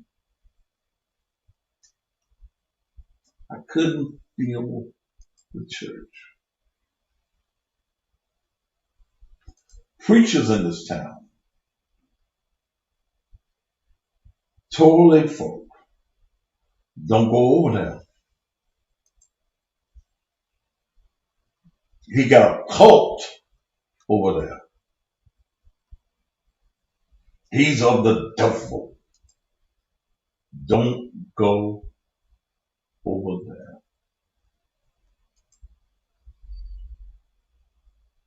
They didn't come either.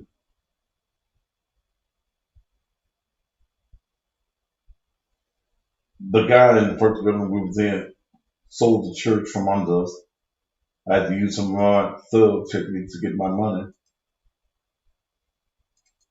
Went into another building. So I had that building. I wasn't going to have a storefront.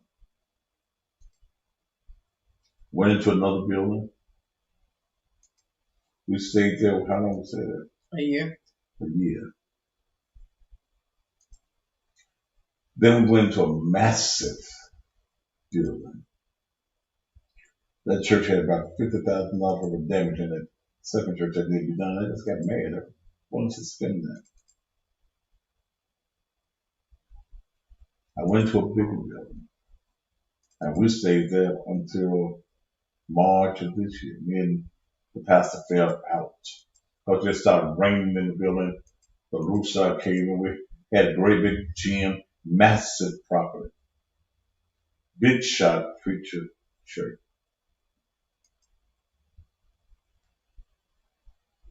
And me and him went through our situation, and I ended up where I am now.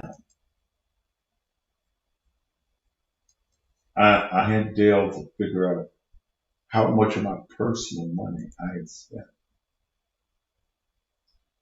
And it was $304,000 of my personal money, Thaddeus money,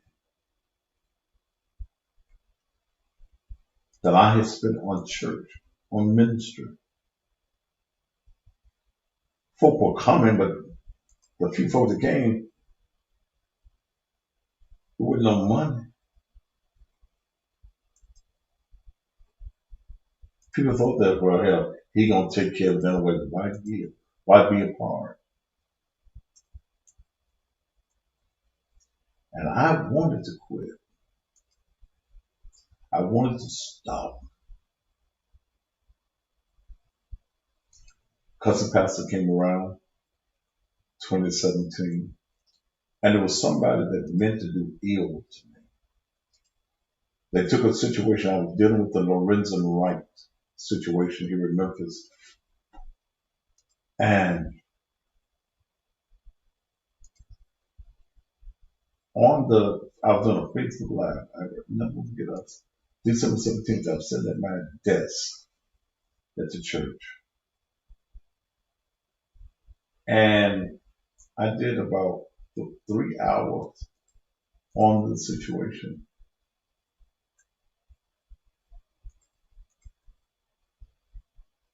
And about 3-4 minutes, I cussed. I cussed hard about 3-4 minutes.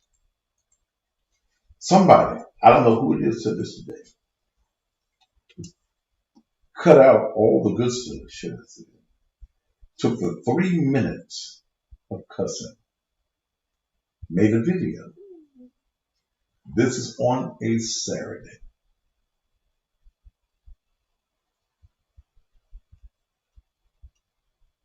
This goes to what folk think for bad, God means it for good. They took those 3 minutes and it went viral. From Saturday until Monday, there was over 2 million people that had viewed it. They were calling me the cussing pastor. I said, cussing pastor. I registered the name, the cussing pastor. It's taken me all over the country. I've made money off of it. And then, and I'm going to close that because it's 9 o'clock. I asked God one day, because all the preachers here were scandalizing. Let me share something. I haven't been invited to any preacher's church since the beginning of the church. They don't invite me to come speak.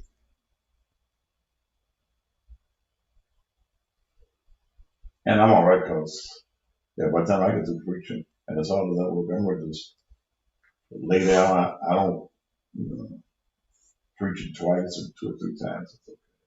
That ain't for me no more. But my name was everywhere. They were totally scandalizing my name. The cussing pastor. And I asked God,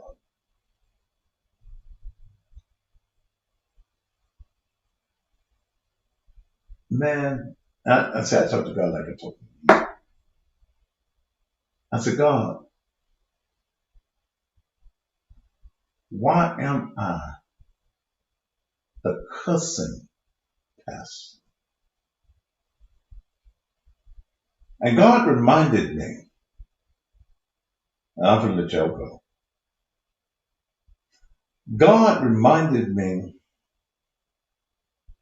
of a story in the Bible.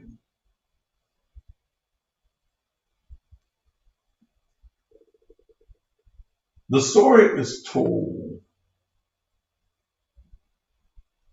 in the Bible of those men who followed Jesus that were fishermen by trade. They went out on the boat to catch some fish because they were fishermen. The Bible says, and they stayed out there all day and they caught nothing. Nothing.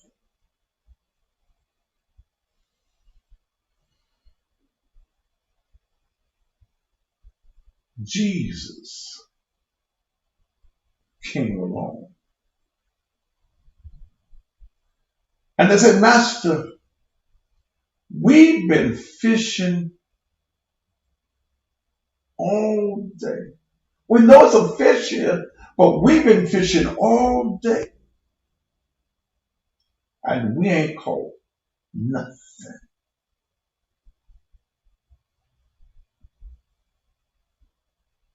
Jesus said, same ocean, same boat.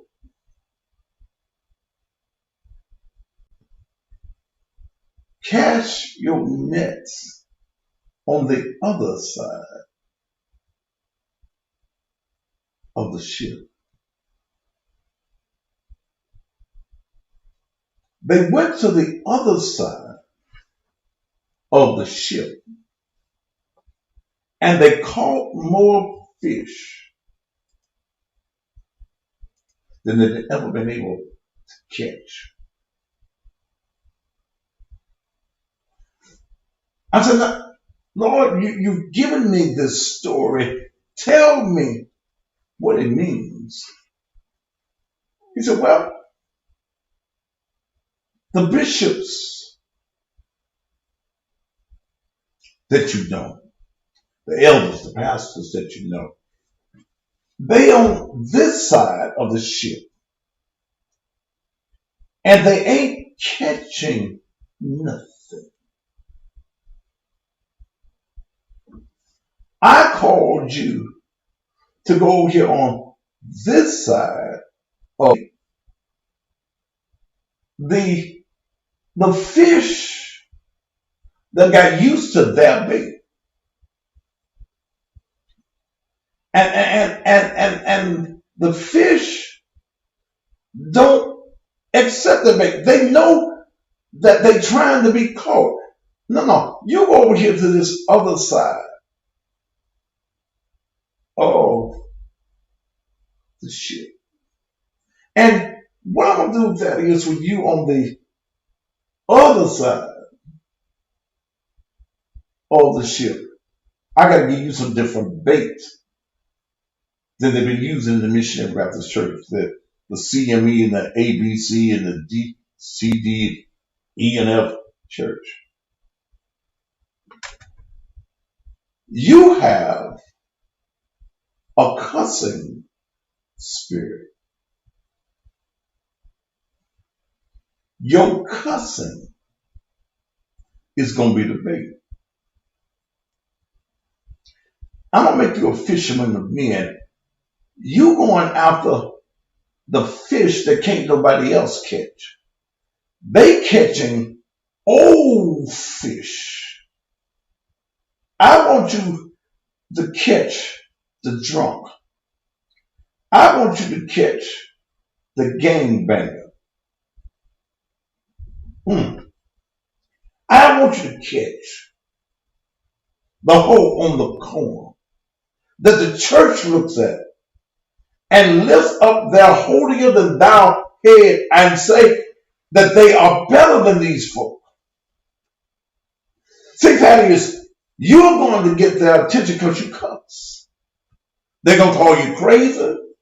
They're going to call you a whole lot of other things. But when they listen to you,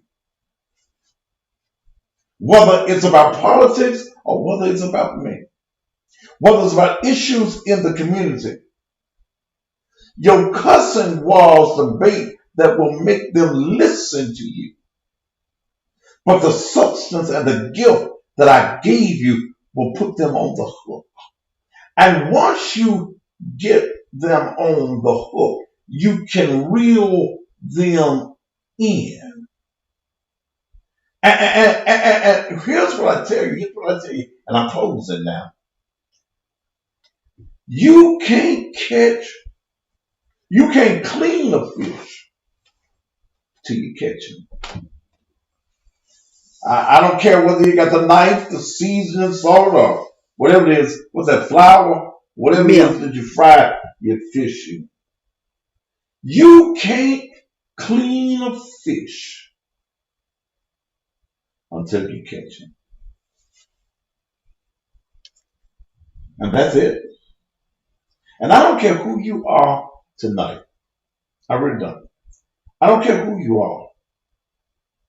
God has a plan and a purpose for your life. I don't care what it is that you're going through tonight. God has a plan and a purpose for your life. The old folk used to sing a song. It is no secret what God can do, what He's done. Yeah, He'll do the same thing to you. I don't care how depressed you are tonight. I don't care how broke you are tonight. And I'm talking about whether you're broken in money or broken in spirit. You're ready to give up on life. God loves you. And if you understand that while everybody else has a plot, God has a plan for your life. You ain't perfect. I ain't perfect. And that's the reason I can so openly talk about my weaknesses and my fallacies, because the God I serve can look beyond my faults and see my needs. Now I'm going to leave y'all alone and let y'all go home. And y'all can join me Sunday morning on the live. Because I'll mess around and get happy while I'm talking about it. See, when I talk about going through something in life, I've been through. I've been friendless. I've been moneyless. Ooh, Lord have mercy. I've been without. I've been to a place I didn't have a decent house to live in.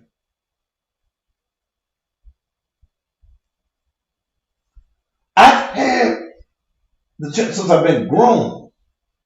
I've had the opportunity to be hungry, but I had to understand that everything that I went through, God was preparing me for a better day. And my better day then came. You going through tonight. And some of y'all letting this pandemic situation, you're letting it bother you. But all I do is tell you just to hold on, man. Some woman tonight, you ready to give up. You can't feed your children. Man done walks out on you. Don't give it up. Satan has convinced you to kill yourself and to take your life. But understand, the devil comes to steal, to kill, and to destroy.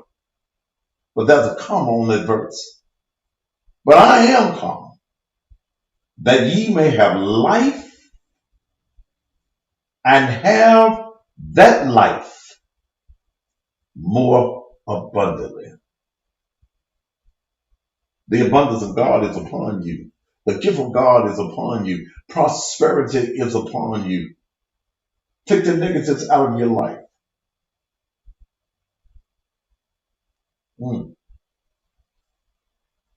Take the negatives out of your life. Quit worrying about what other folk think about you, what other folk say about you. God loves you. And let me tell you what God said, and I'm trying to stop so I can go because I'm getting happy now, y'all. I'm getting happy. 23rd number of Psalms and the 5th verse.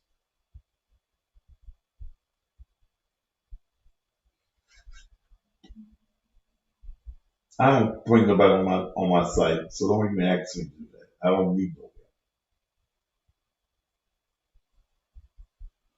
It says, and he prepares a table for you in the presence of my enemies. My enemies looked at me and they wonder how I make it, because God keep on preparing. I don't know. I don't know what God has for me because I'm not the preparer. I'm just a receiver of what God has prepared. That's what it says. He prepares. It does not say, I am the preparer. God is the preparer. And he said, and he prepares a table for who? Me. I don't know what he did for y'all, but he prepared a table for me in the presence of my enemies. Yeah. Some brother saying, I never knew that God can love me too. Boy, yes, God loves you. Yes. Man, I don't care who you are. God loves you. I don't care what you've been through. God loves you.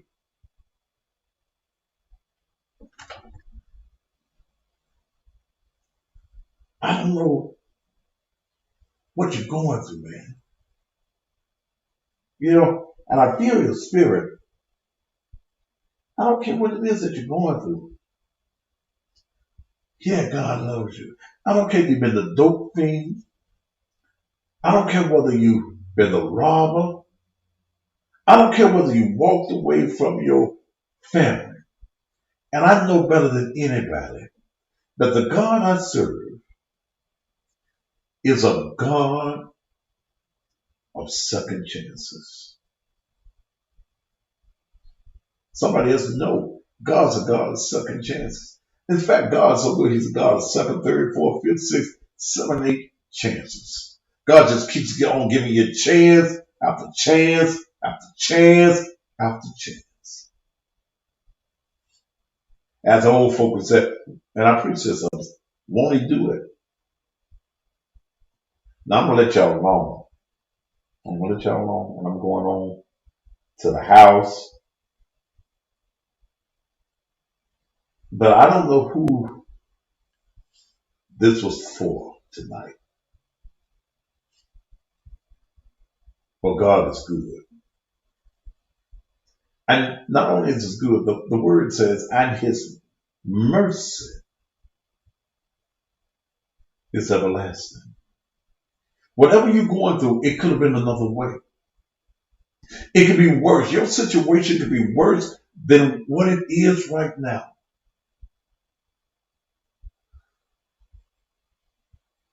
Tell you right now, I don't know whether you're in Memphis or where you are, brother, but God loves you. Wherever you are.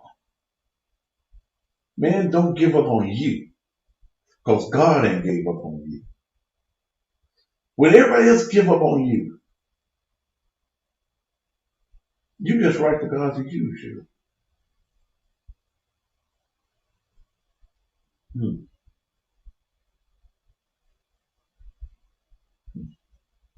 All right, I'm going. I'm going. I'm coming back to work tomorrow. I hope that this has been a help. And, and when these things happen on air, it ain't nothing that I have planned. Ain't nothing. I remember, you know the story of Job, and you've heard of everything that Job went through. You've heard of everything that Job lost. All of his money, all his cattle, all of his children, his wife had to food. His friends sat there at the bedside and waited for him to die. He lost everything. Sickness took over his body. And everybody expected him to die. But if you read the last chapter of Job, and just about the last verse, it says that in the latter day, Job had more in the end than he had in the beginning. Everything that Job lost, God gave it back to him double fold.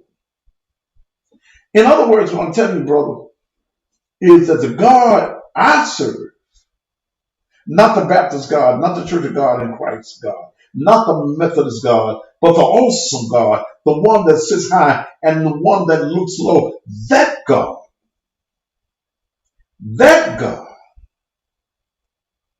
is in the some more business. Whatever you've lost, God got some more. Whatever it is, I don't care what it is. Whatever you've lost in life, God got some more. Ladies and gentlemen, thank you so much. I'm leaving.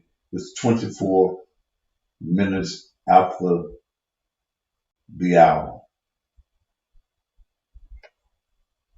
And again, I hope that something I said has been a blessing for your life. Something that you can grasp hold to. You ain't got to be a member of nobody's church. You ain't got to go to no church somewhere every Sunday morning. So I guess you here in Memphis, come on and see me then Sunday morning, 10 a.m. Might not be but 5 or 6 of us here. But I've learned now to preach in front of 5 or 10, like I was preaching from 5 or 1000. And there are people all over the country that'll be watching it. God has a plan. God has a purpose for your life. All right, 24 minutes after the hour of 9. Thank you so much for being here. I don't know whether I want to save this one or not. Huh? But hell. Because I would really, if I saved this one, I would like to save the end of this one. We'd have to cut this one up, but you just have to get through all the madness and get to me. Ladies and gentlemen, thank you so much. I'm out of here. Have a great weekend. I'll be at work tomorrow. Shit. Y'all be great. Y'all be good. You go on then. I feel good. All right, I'm gone. I hope again that I've helped you with something that I said. Thank you so very, very, very, very much. Continue to watch me. Those of you that would like to contribute to the church, to the ministry for what we're doing, it's $ Naked Truth Ministries. If you think we're doing a great work, it's $ Naked Truth Ministries. Until we do it again, thank you.